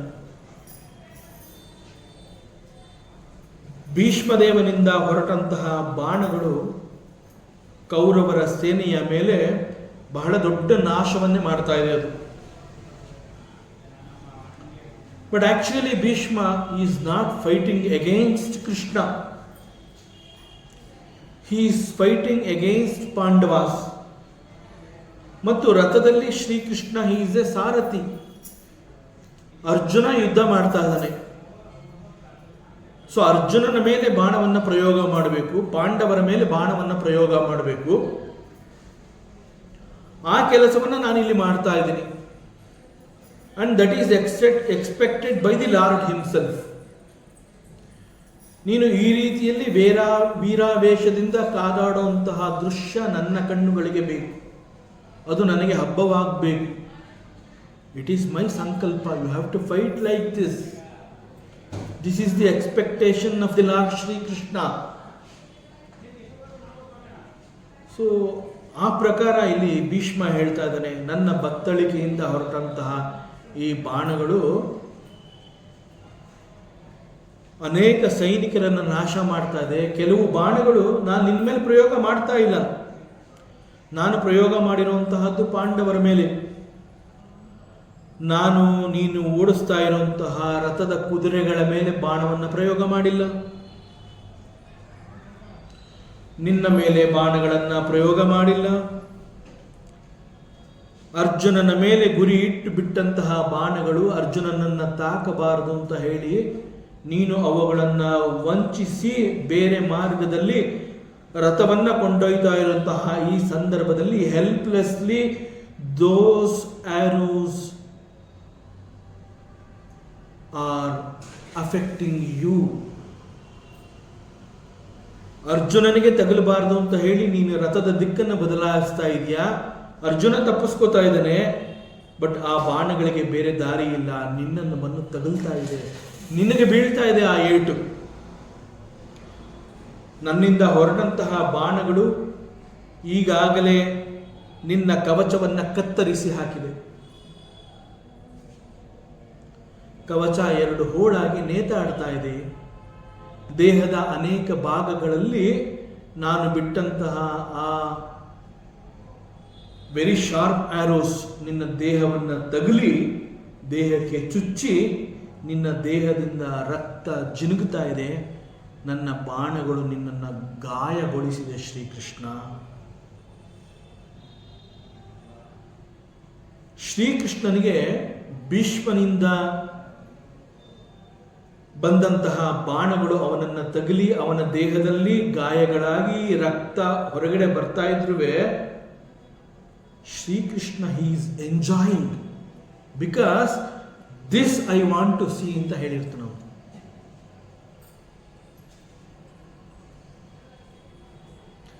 ಭೀಷ್ಮ ಬಿಟ್ಟಂತಹ ಬಾಣಗಳು ನನ್ನ ದೇಹವನ್ನು ತಾಕಿ ಗಾಯವನ್ನು ಮಾಡಿ ರಕ್ತ ಬರ್ತಾ ಇದೆ ಅಂತ ನೀನು ನೋಡ್ತಾ ಇದೆಯಾ, ಅದನ್ನ ನೀನು ಬಿಟ್ಟಂತಹ ಬಾಣಗಳು ನನ್ನನ್ನು ಗಾಯವೇಗೊಳಿಸಿಲ್ಲ, ನನ್ನ ದೇಹದಿಂದ ರಕ್ತ ಜಿನುಗುತ್ತಾನೇ ಇಲ್ಲ. But I am enjoying this scene. ಇದು ನನಗೆ ಬೇಕಿತ್ತು, ಈ ಸೇವೆ ನನಗೆ ಬೇಕಿತ್ತು. This is the service you have to do, please continue ಅಂತ ಹೇಳ್ತಾನೆ Shrikrishna. So the lord is enjoying every R.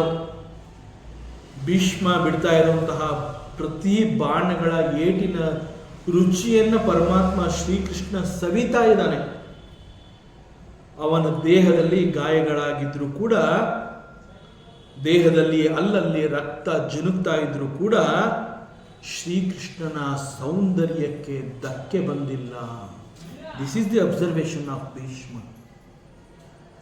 ನಾ ಬಿಟ್ಟ ಬಾಣಗಳು ನಿನ್ನನ್ನು ತಗಲಿ ನಿನ್ನನ್ನು ಗಾಯಗೊಳಿಸಿದೆ, ನಿನಗೆ ನೋವಾಗ್ತಾ ಇರಬಹುದು, ಆದರೆ ನಿನ್ನ ಮೇಲೆ ಪ್ರಯೋಗ ಮಾಡಿದ ಬಾಣಗಳು ಅವು ಅಲ್ಲ.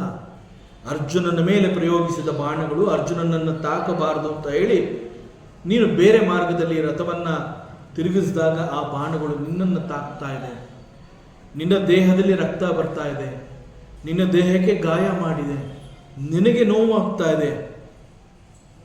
ನೇರವಾಗಿ ಈ ದೃಶ್ಯ ನನ್ನ ಕಣ್ಣುಗಳನ್ನು ತುಂಬಿಕೊಂಡಿದೆ. I am seeing both Arjuna and Shri Krishna. Arjuna is very safe. ಶ್ರೀಕೃಷ್ಣನ ದೇಹದಲ್ಲಿ ಬಾಣಗಳು ನಾಟಿದೆ, ರಕ್ತ ಜಿನುಗ್ತಾ ಇದೆ, ಗಾಯವಾಗಿದೆ. ನನ್ನಿಂದ ಹೊರಟಂತಹ ಬಾಣಗಳು ನಿನ್ನ ರಕ್ಷಾ ಕವಚವನ್ನು ಹರಿದು ಹಾಕಿದೆ. ಸೊ ಇಂತಹ ಪರಿಸ್ಥಿತಿಯಲ್ಲಿನ ಕೃಷ್ಣನೇ ಅಪೇಕ್ಷೆ ಪಟ್ಟು ಅದನ್ನು ಭೀಷ್ಮ ನೋಡಿ ಹೇಳ್ತಾನೆ, ಈ ಸಂದರ್ಭದಲ್ಲೂ ಕೂಡ ನಿನ್ನ ದೇಹದಲ್ಲಿ ಅಷ್ಟೊಂದು ಗಾಯ ಆದ್ರೂ ಅದು ಯಾವುದು ನಿನ್ನ ಸೌಂದರ್ಯವನ್ನು ಕಡಿಮೆ ಮಾಡಿಲ್ಲ. You are looking very very beautiful. ಎಂತಹ ದರ್ಶನ ನನಗೆ ನೀನು ಕೊಡ್ತಾ ಇದೆಯಾ. So he is again glorifying Shri Krishna. Bhishmadeva ಸ್ತುತಿಸ್ತಾ ಇರುವಂತಹ ಸಮಯದಲ್ಲಿ ಇದು ಭೀಷ್ಮ ಸ್ತುತಿ ಅಂತ ಹೇಳಿ ಅವನ ಶರಶೈಲಿಯಲ್ಲಿ ಮಲಗಿ ಯುದ್ಧದ ನೆನಪುಗಳನ್ನು ತಂದುಕೊಂಡು ಆ ಮೂಲಕ ಪರಮಾತ್ಮನನ್ನು ಅವನು ಸ್ತುತಿ ಮಾಡ್ತಾ ಇದ್ದಾನೆ. He is lying on the bed of arrows. ಶರಶೈಲಿಯಲ್ಲಿ ಮಲಗಿ ಅಂತಿಮ ಕ್ಷಣದ ನಿರೀಕ್ಷೆ ಮಾಡ್ತಾ ಇದ್ದಾನೆ ಅವನು. ದೇಹವನ್ನು ಬಿಟ್ಟು ಕೊಡುವಂತಹ ಸಮಯದಲ್ಲೂ ಕೂಡ ಭೀಷ್ಮದೇವ he is so firm and he is very happily meditating upon the Lord. ಪರಮಾತ್ಮ ನಿನ್ನಲ್ಲಿ ನಾನು ಒಂದಾಗಬೇಕು, ಪರಮಾತ್ಮನ ಆತ್ಮದಲ್ಲಿ ಒಂದಾಗಿ ಅದು ಸಮರ್ಪಿತವಾಗಲಿ ಅಂತ ಹೇಳಿ ಪರಮಾತ್ಮನನ್ನು ಭೀಷ್ಮದೇವ ಧ್ಯಾನ ಮಾಡ್ತಾ ಇದ್ದಾನೆ. ಮುಂದೆ ಮತ್ತೆ ಅವನ ಲೀಲೆಯನ್ನು ಕುರಿತು ಭೀಷ್ಮದೇವ ಹಿ ಕಂಟಿನ್ಯೂಸ್. ಸಪದಿ ಸಖೀವಚೋ ನಿಶಮ್ಯ ಮಧ್ಯೆ ನಿಜಪರಯೋರ್ ಬಲಯೋ ರಥಂ ನಿವೇಶ್ಯ ಸ್ಥಿತವತಿ ಪರ ಸೈನಿಕಾಯು ರಕ್ಷಣಾ ಹೃತವತಿ ಪಾರ್ಥಸಖೆ ರತಿರ್ಮಮಾಸ್ತು. ಈ ಒಂದು ಶ್ಲೋಕದಲ್ಲಿ ದ ಮೂಲ ವಾಕ್ಯ, ದ ವೆರಿ ಇಂಪಾರ್ಟೆಂಟ್ ಸೆಂಟೆನ್ಸ್ ಅಂತಂದರೆ he calls Krishna ಪಾರ್ಥಸಖೆ. ಪಾರ್ಥಸಖೆ ರತಿರ್ ಮಮಾಸ್ತು ಅಂದರೆ ನನ್ನ ಮನಸ್ಸು ಸಂಗರಹಿತವಾದಂತಹ ನನ್ನ ಮನಸ್ಸು ಕಂಪ್ಲೀಟ್ ಆಗಿ ನಿನ್ನ ಮೇಲಿರಲಿ ಅಂತ ಹೇಳ್ತಾ ಇದ್ದಾನೆ. ಇಲ್ಲಿ ನಿನ್ನ ಮೇಲಿರಲಿ ಅಂತ ಅವನು ಹೇಳ್ತಾ ಇರೋವಂತಹದ್ದು ಪರಮಾತ್ಮ ಶ್ರೀಕೃಷ್ಣ. ಅವನನ್ನು ಕುರಿತು ಶ್ರೀಕೃಷ್ಣ ಅಂತ ಹೇಳ್ತಾ ಇಲ್ಲ, ಹಿ ಕಾಲ್ಸ್ ಹಿಮ್ ಪಾರ್ಥಸಖ, ಅರ್ಜುನನ ಸ್ನೇಹಿತ ಅಂತ ಬಹಳ ಯೋಚನೆ ಮಾಡಿ ಉದ್ದೇಶಪೂರ್ವಕವಾಗಿ ಮತ್ತು ಸಂದರ್ಭ ಸನ್ನಿವೇಶಗಳಿಗೆ ಒತ್ತು ಕೊಟ್ಟು ನೇರವಾಗಿ ಅವನನ್ನು ಶ್ರೀಕೃಷ್ಣ ಅಂತ ಹೇಳದೆ ಪಾರ್ಥ ಸಖೆ ಅಂತ ಕರೆದಿದ್ದಾನೆ. ಹಿಂದಿನ ಶ್ಲೋಕದಲ್ಲಿ ಇದೇ ಶ್ರೀಕೃಷ್ಣನನ್ನ ವಿಜಯ ಸಖೆ ಅಂತ ಕರೆದಿದ್ದ. ಅಗೇನ್ ವಿಜಯ ಮೀನ್ಸ್ ಅರ್ಜುನ. ಅರ್ಜುನ ಅಂತಂದ್ರೆ ಅವನಿಗೆ ಎಂದೂ ಸೋಲಿಲ್ಲ, ಸದಾ ವಿಜಯದ ಹಾದಿಯಲ್ಲಿ ಮುನ್ನುಗ್ಗುತ್ತಾ ಇರುವಂತಹವನು. ಅಂತಹ ವಿಜಯ ಅರ್ಜುನನ ಸಖ ಈ ಶ್ರೀಕೃಷ್ಣ. ಸೊ ಹಿಂದಿನ ಶ್ಲೋಕದಲ್ಲಿ ವಿಜಯ ಸಖ ಅಂತ ಕರೆದು ಈ ಶ್ಲೋಕದಲ್ಲಿ ಪಾರ್ಥ ಸಖೆ ಅಂತ ಹೇಳ್ತಾ ಇದ್ದಾನೆ. ಈ ಸಂದರ್ಭದಲ್ಲಿ ಭೀಷ್ಮದೇವ ಯುದ್ಧ ಭೂಮಿಯಲ್ಲಿ ಬಹಳ ವೀರಾವೇಶದಿಂದ ಹೋರಾಟ ಮಾಡ್ತಾ ಇದ್ದಾನೆ. ಭೀಷ್ಮದೇವ ಹೋರಾಟ ಮಾಡ್ತಾ ಇರುವಂತಹದ್ದು ಪಾಂಡವರ ಎದುರಾಗಿ, ಪ್ರಮುಖವಾಗಿ ಅರ್ಜುನನ ಎದುರು ನಿಂತು ಯುದ್ಧವನ್ನು ಮಾಡ್ತಾ ಇದ್ದಾನೆ. ಸೊ ಅರ್ಜುನನ ಮತ್ತೊಂದು ಹೆಸರು is Partha. And this Krishna now he is sarathi for that Partha. So he is Partha Sarathi. So ಇಲ್ಲಿ ಎದುರಿಗೆ ನಿಂತು ಯುದ್ಧ ಮಾಡ್ತಾ ಇರುವಂತಹ ಭೀಷ್ಮದೇವನ ಕಣ್ಣಿಗೆ ಇವರಿಬ್ಬರು ಕಾಣಿಸ್ತಾ ಇದ್ದಾರೆ. ಯುದ್ಧವನ್ನು ಮಾಡ್ತಾ ಇರುವಂತಹ ಅರ್ಜುನನ ರಥವನ್ನು ಓಡಿಸ್ತಾ ಇರುವಂತಹ ಶ್ರೀಕೃಷ್ಣ, ಇಬ್ಬರು ಕೂಡ ಅವನ ಕಣ್ಣಿಗೆ ಒಟ್ಟಿಗೆ ಕಾಣಿಸ್ತಾ ಇರೋದ್ರಿಂದ ಶ್ರೀಕೃಷ್ಣನನ್ನ ಪಾರ್ಥ ಸಖೆ ಅಂತ ಭೀಷ್ಮದೇವ ಕರೆದು, ಇಂತಹ ಪಾರ್ಥ ಸಖೆ ಶ್ರೀಕೃಷ್ಣನಲ್ಲಿ ನನ್ನ ಮನಸ್ಸು ಮತ್ತು ಬುದ್ಧಿ ಪಾರ್ಥ ಸಖೆ ಶ್ರೀಕೃಷ್ಣನಲ್ಲಿ ಒಂದಾಗಿ ಬೆರೆತು ಅಲ್ಲಿ ಅದು ಧನ್ಯವಾಗಲಿ, ಅಲ್ಲಿ ಹೋಗಿ ಸೇರಿಕೊಳ್ಳಿ ನನ್ನ ಮನಸ್ಸು. ಹೀಗೆ ಪ್ರಾರ್ಥನೆ ಮಾಡ್ತಾ ಇರುವಂತಹ ಭೀಷ್ಮ ಇಲ್ಲಿ what is the big leela ಹಾಗನೆ, ಇಲ್ಲಿ ಯಾವ ಲೀಲೆ ಇದೆ? He is continuously glorifying the lord Shri Krishna. ಪ್ರತಿಯೊಂದು ಸಂದರ್ಭವನ್ನು ಉಪಯೋಗಿಸಿಕೊಂಡು ಪರಮಾತ್ಮನನ್ನು ಅವನು ಸ್ತುತಿ ಮಾಡ್ತಾ ಇದ್ದಾನೆ. ಸ್ತುತಿ ಮಾಡ್ತಾ ಇರುವಂತಹ ಸಂದರ್ಭ ಯಾವುದು? ಯಾವುದೇ ಕ್ಷಣದಲ್ಲಿ ಭೀಷ್ಮ ತನ್ನ ದೇಹವನ್ನು ಬಿಟ್ಕೊಡುವಂತಹ ಸಮಯ. ಎದ್ದು ನಿಲ್ಲಲು ಆಗದಂತೆ ಶರಶಯ್ಯೆಯಲ್ಲಿ ಮಲಗಿದಾನೆ. ಈ ಸಂದರ್ಭದಲ್ಲಿ ಪರಮಾತ್ಮ ಶ್ರೀಕೃಷ್ಣ ನನ್ನನ್ನು ನೋಡಬೇಕು ಅಂತ ಹೇಳಿ ಪಾಂಡವರನ್ನ ಕರ್ಕೊಂಡು ಇಲ್ಲಿಗೆ ಬಂದಿದ್ದಾನೆ. ಬಂದಿರುವಂತಹ ಕೃಷ್ಣನನ್ನ ನಾನು ಸ್ವಾಗತ ಮಾಡಬೇಕು ಅಂದ್ರೂ ಎದ್ದು ನಿಂತ್ಕೊಳ್ಳೋಕ್ಕೂ ನಂಗೆ ಆಗ್ತಾ ಇಲ್ಲ. ಸೊ ಶ್ರೀಕೃಷ್ಣನನ್ನ ನಾನು ಬರೀ ಕೈನಲ್ಲಿ ಕಳಿಸಬಾರ್ದು ಅಂತ ಹೇಳಿ ನಾನು ನಿನ್ನನ್ನು ಸ್ತುತಿ ಮಾಡ್ತೀನಿ. ದಟ್ ಈಸ್ ಮೈ ಸೇವಾ ಟು ಯು. ಸೊ ಈ ಒಂದು ಸನ್ನಿವೇಶ ಮರಣಶಯ್ಯೆಯಲ್ಲಿ ಅಂತಿಮ ಕ್ಷಣ, ಯಾವುದೇ ಕ್ಷಣದಲ್ಲಿ ಈ ದೇಹ ಸಾಕು ಅಂತ ಭೀಷ್ಮ ಹೇಳಿದ ಕೂಡಲೇ ಅವನಿಗೆ ಆ ಮರಣ ಸಿಗತ್ತೆ. ಆ ವರ ಅವನಿಗೆ ಸಿಕ್ಕಿದೆ, ಇಚ್ಛಾ ಮರಣಿ ಅಂತ ಹೇಳಿ ಅವನನ್ನು ಕರೀತಾರೆ. So any moment, any time his death is expected. ಅಂತಹ ಸಮಯದಲ್ಲಿ ಭೀಷ್ಮದೇವ ವೆರಿ ಫೋಕಸ್, ಎಲ್ಲೂ ಕೂಡ ತನ್ನ ಮನಸ್ಸು ಅತ್ತಿತ್ತ ಹರಿದಾಡದಂತೆ ಇಟ್ಕೊಂಡಿದ್ದಾನೆ. ಎಲ್ಲೂ ಕೂಡ ಅವನ ಮನಸ್ಸು ಹರಿದಾಡದೆ ಇರೋದ್ರಿಂದ ಪ್ರಾರಂಭದಲ್ಲೇ ಅವನು ಹೇಳ್ತಾನೆ, ನನ್ನ ಮನಸ್ಸು ಸಂಗರಹಿತ ಅಂತ ಹೇಳಿರ್ತಾನೆ. ಪ್ರಾರಂಭದಲ್ಲಿ ಸಂಗರಹಿತವಾದ ಮನಸ್ಸು ಸಂಪೂರ್ಣವಾಗಿ ನಿನಗೆ ಸಮರ್ಪಿತವಾಗಲಿ. ಈ ಮನಸ್ಸಿನಲ್ಲಿ ಏನೂ ಅಟ್ಯಾಚ್ಮೆಂಟೇ ಇಲ್ಲ. ಇಲ್ಲಿ ಏನೂ ಇಲ್ಲದೆ ಇರೋದ್ರಿಂದ ಇಟ್ ಈಸ್ ನಿರ್ಮಲ. ಮನಸ್ಸಿನಲ್ಲಿ ಒಂದು ವೇಳೆ ಏನೋ ಒಂದು ಇದೆ ಅಂತಂದ್ರೆ ಮನಸ್ಸಿನಲ್ಲಿ ಬಂದಿರುವಂತಹದ್ದು ದೋಷ. That cannot be called as nirmala. ಅಲ್ಲಿ ಏನೂ ಇಲ್ಲದೆ ಇರೋದ್ರಿಂದ it is called the pure mind. That pure mind, ಅದನ್ನು ನಾನು ನಿನಗೆ ಕೊಡ್ತಾ ಇದ್ದೀನಿ. ಉಪಕಲ್ಪಿತೆ ಅಂತ ಹೇಳ್ತಾನೆ ಪ್ರಾರಂಭದಲ್ಲಿ. ಉಪಕಲ್ಪಿತೆ ಅಂತಂದ್ರೆ ಎರಡು ಅರ್ಥ. ಒಂದು, ಸಂಘರಹಿತವಾದಂತಹ ಈ ಪ್ಯೂರ್ ಮೈಂಡ್ ಅನ್ನುವಂತಹದ್ದು it is like my kanya, ಅದನ್ನು ನಾನು ನಿನಗೆ ಕೊಟ್ಟು ಲಗ್ನವನ್ನು ಮಾಡ್ತಾ ಇದ್ದೀನಿ. ಉಪಕಲ್ಪಿತ ಅಂತಂದರೆ ಸಂಬಂಧ ಅಂತ ನಾವೇನು ಹೇಳ್ತೀವಿ. ಸಂಬಂಧ ಅಂತಂದರೆ ಒಂದರ ಜೊತೆ ಮತ್ತೊಂದು ಬೆಸೆದುಕೊಂಡಿರುವಂತಹದ್ದನ್ನು ಸಂಬಂಧ. ಉಪಕಲ್ಪಿತ, ಉಪ ಅಂತಂದರೆ ಹತ್ತಿರ, ನಿನ್ನ ಹತ್ತಿರದಲ್ಲಿ ಈ ಸಂಘರಹಿತವಾದ ಮನಸ್ಸು ಬಂದು ನಿನ್ನನ್ನು ಸೇರಲಿ ಅಂತ ಕಲ್ಪನೆ ಮಾಡಿಕೊಂಡು, ಸಂಘರಹಿತವಾದ ಮನಸ್ಸು ನಿನ್ನನ್ನು ಅದು ಸೇರೋದ್ರಿಂದ ಅದನ್ನು ಸಂಬಂಧ ಅಂತ ಹೇಳ್ತೀನಿ. ಸಂಘರಹಿತವಾದ ಮನಸ್ಸು ಈಸ್ ಎ ಕನ್ಯೆ ಫಾರ್ ಮೀ ಅಂತ ಹಿಂದೆನೇ ಹೇಳಿರ್ತಾನೆ. ಈಗ ಇಲ್ಲಿ ಅವನು ಹೇಳ್ತಾ ಇದ್ದಾನೆ, ಹಿ ಈಸ್ ಸೋ ಫೋಕಸ್ಡ್. ಪರಮಾತ್ಮನನ್ನ ಹಿಂಗೆ ಅಂತಿಮ ಕ್ಷಣದಲ್ಲಿ ದೇಹವನ್ನು ಬಿಟ್ಕೊಡುವಂತಹ ಸಂದರ್ಭದಲ್ಲಿ ಪರಮಾತ್ಮನನ್ನ ಸ್ತುತಿ ಮಾಡಬೇಕು ಅಂತಂದರೆ it is not that easy. ಗೀತೆನಲ್ಲಿ ಪರಮಾತ್ಮ ಅವನ ಕಡೆ ಹೇಳ್ತಾನೆ,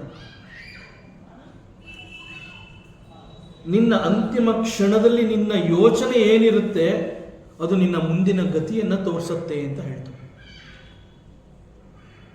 ಸೊ ಮರಣದ ಸಮಯದಲ್ಲಿ ಅಂತಿಮ ಕ್ಷಣದಲ್ಲಿ ಪರಮಾತ್ಮನ ನೆನಪು ಬರುವಂತಹದ್ದು ಬಹಳ ಕಷ್ಟ, ಬಹಳ ದೊಡ್ಡ ಸಾಧನೆಯನ್ನು ಮಾಡಬೇಕು.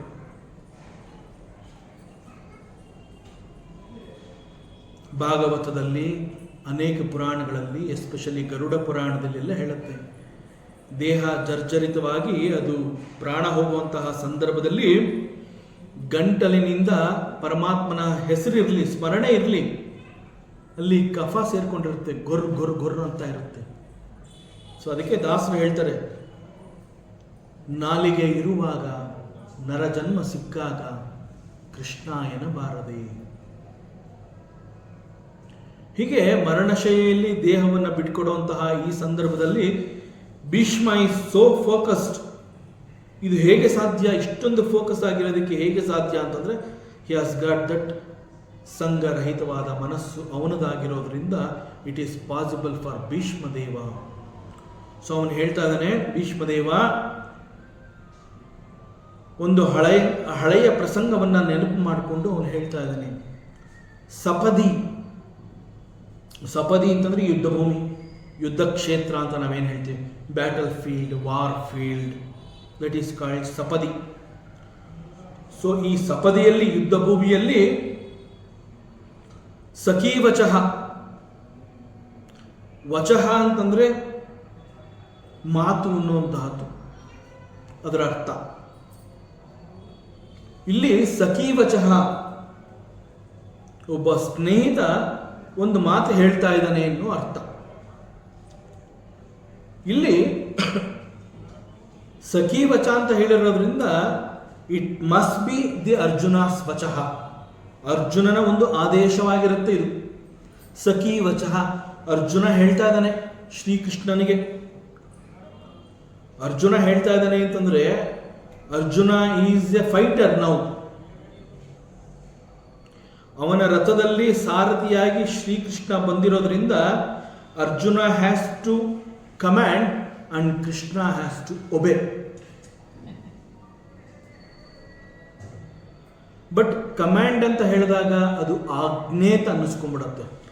ಆಜ್ಞೆ ಅಂತ ಅಂದಾಗ that is little harsh and ಕಠಿಣ. ವಚಃ ಅಂತ ಹೇಳಿರೋದ್ರಿಂದ ಈ ಸಂದರ್ಭದಲ್ಲಿ ಅದನ್ನ ಆದೇಶ, ಮೇ ಬಿ ಎ ರಿಕ್ವೆಸ್ಟ್,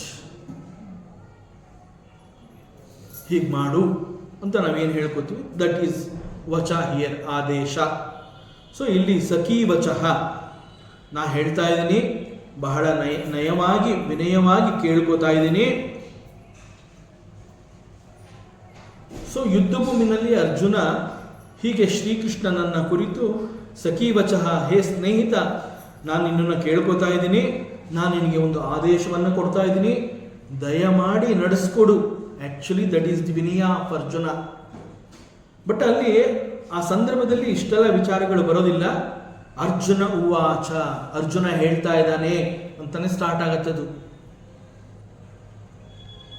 ಏನು ಆದೇಶ ಕೊಟ್ಟಿದ್ದಾನೆ ಯುದ್ಧ ಭೂಮಿಯಲ್ಲಿ? ಸಪದಿ, ಆ ಯುದ್ಧ ಭೂಮಿಯಲ್ಲಿ ಸಖೀವಚಃ, ಅರ್ಜುನ ಶ್ರೀಕೃಷ್ಣನಿಗೆ ಕೊಟ್ಟಂತಹ ಆದೇಶ ಯಾವುದಿರಬಹುದು? ಆ ಒಂದು ಕಮ್ಯಾಂಡ್ ಅಥವಾ ಒಂದು ಇಂತಹ ಕೆಲಸವನ್ನು ಮಾಡು ಅಂತ ಹೇಳ್ತಾ ಇದ್ದಾನಲ್ಲ, ಅದು ಏನಿರಬಹುದು? ಅರ್ಜುನ ಹೇಳ್ತಾನೆ, ಈ ಕೂಡಲೇ ನಿಶಮ್ಯ ಮಧ್ಯೆ ನಿಜಪಯೋರ್ ಬಲಯೋ ರಥಂ ನಿವೇಶ್ಯ, ಎರಡೂ ಸೈನ್ಯಗಳ ಮಧ್ಯೆ, ಸ್ವಸೈನ್ಯ ದಟ್ ಮೀನ್ಸ್ ಪಾಂಡವರ ಸೈನ್ಯ ಅಂಡ್ ಶತ್ರು ಸೈನ್ಯ ಕೌರವರ ಸೈನ್ಯ, ಈ ಎರಡೂ ಸೈನ್ಯಗಳ ಮಧ್ಯದಲ್ಲಿ ರಥವನ್ನು ನಿಲ್ಲಿಸು. ದಿಸ್ ಈಸ್ ದ ಸಖಿ ವಚಃ. ಈ ಒಂದು ಆದೇಶವನ್ನು ಕೊಡ್ತಾನೆ.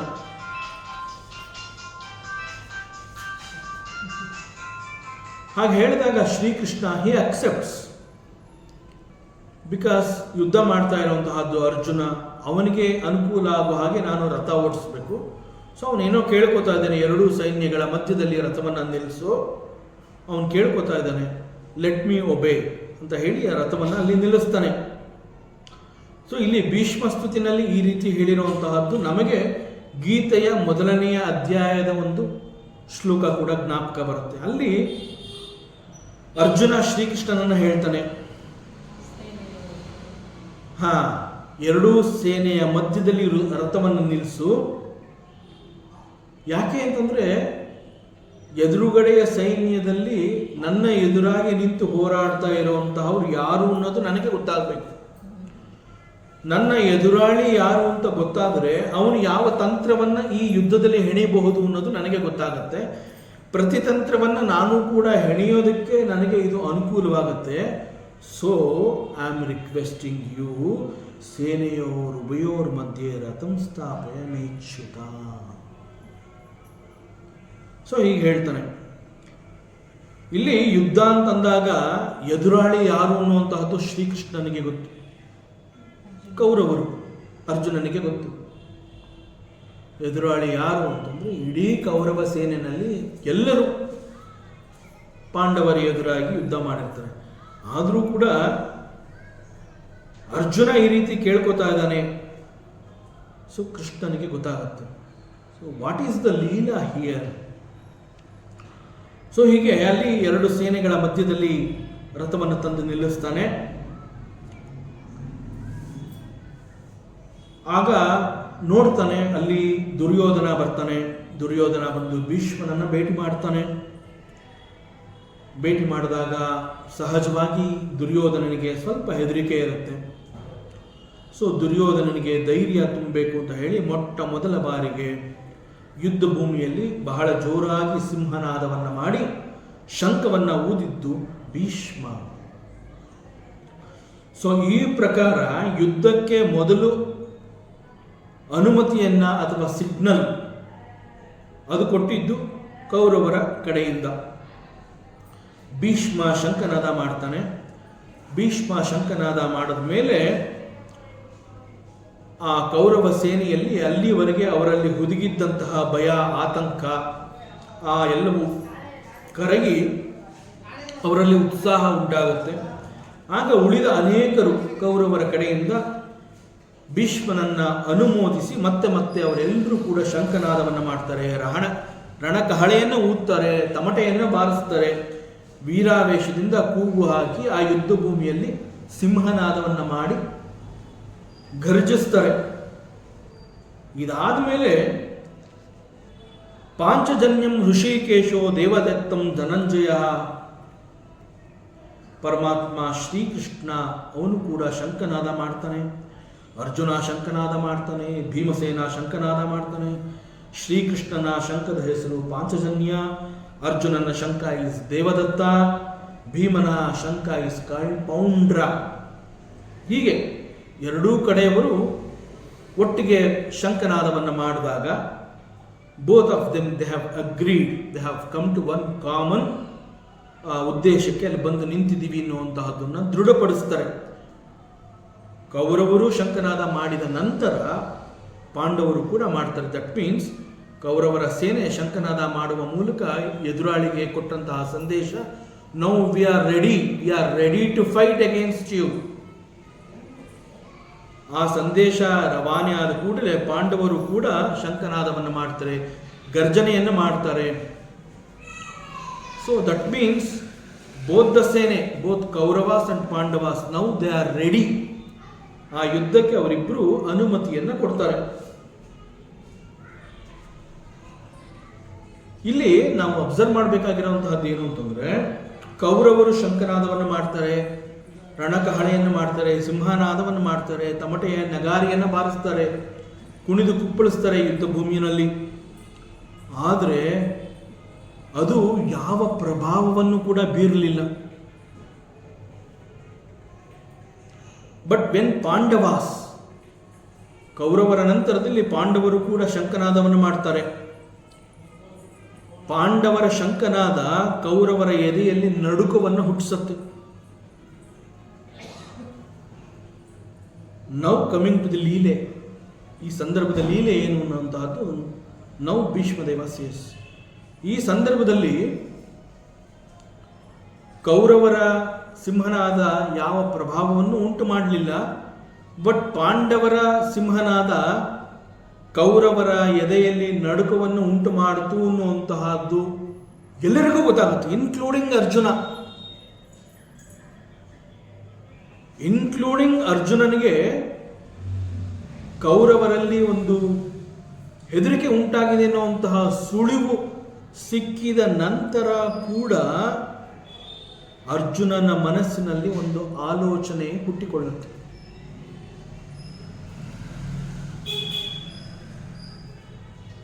He develops a desire. In fact, ಪ್ರತಿಯೊಬ್ಬರ ಮನಸ್ಸಿನಲ್ಲಿ ಹುಟ್ಟುವಂತಹ ಆಸೆ ಬಯಕೆಗಳನ್ನು ಕರ್ಮಕ್ಕನುಸಾರವಾಗಿ ಒಂದು ಉದ್ದೇಶವನ್ನು ಇಟ್ಕೊಂಡು ಭಗವಂತ ಅದನ್ನು ಕೊಡ್ತಾನೆ. ನಾವು ಅಂತೀವಿ ನನ್ನ ಮನಸ್ಸಿನಲ್ಲಿ ಈ ಆಸೆ ಹುಟ್ಟಿತು ಅಂತ. No, behind that it is his ಸಂಕಲ್ಪ.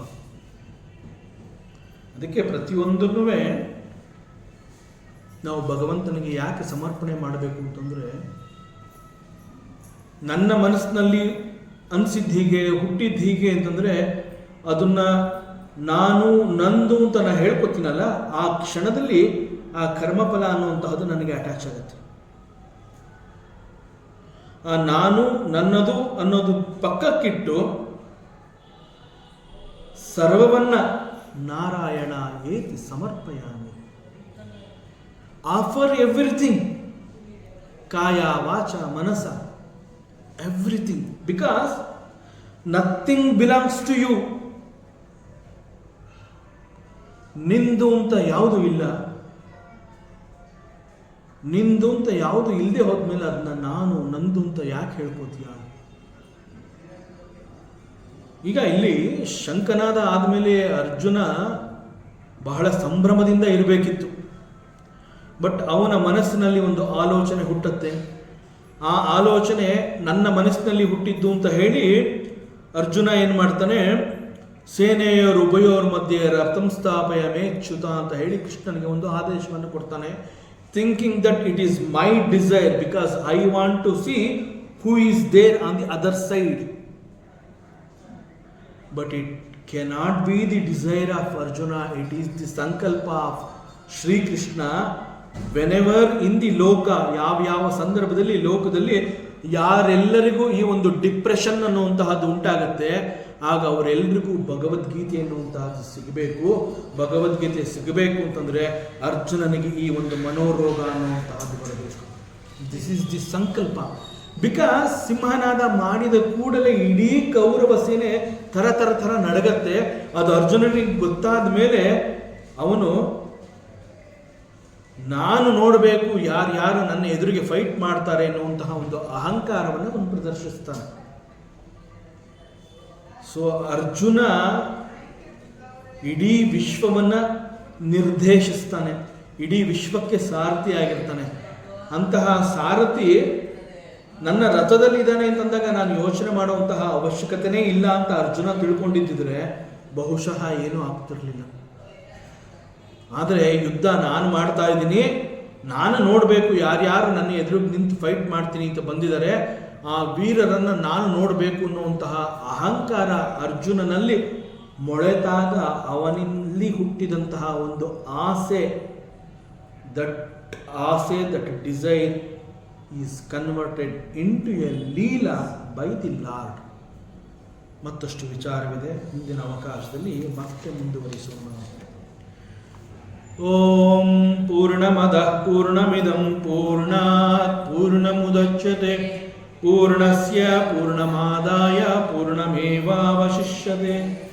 ಓಂ ಶಾಂತಿ ಶಾಂತಿ ಶಾಂತಿ.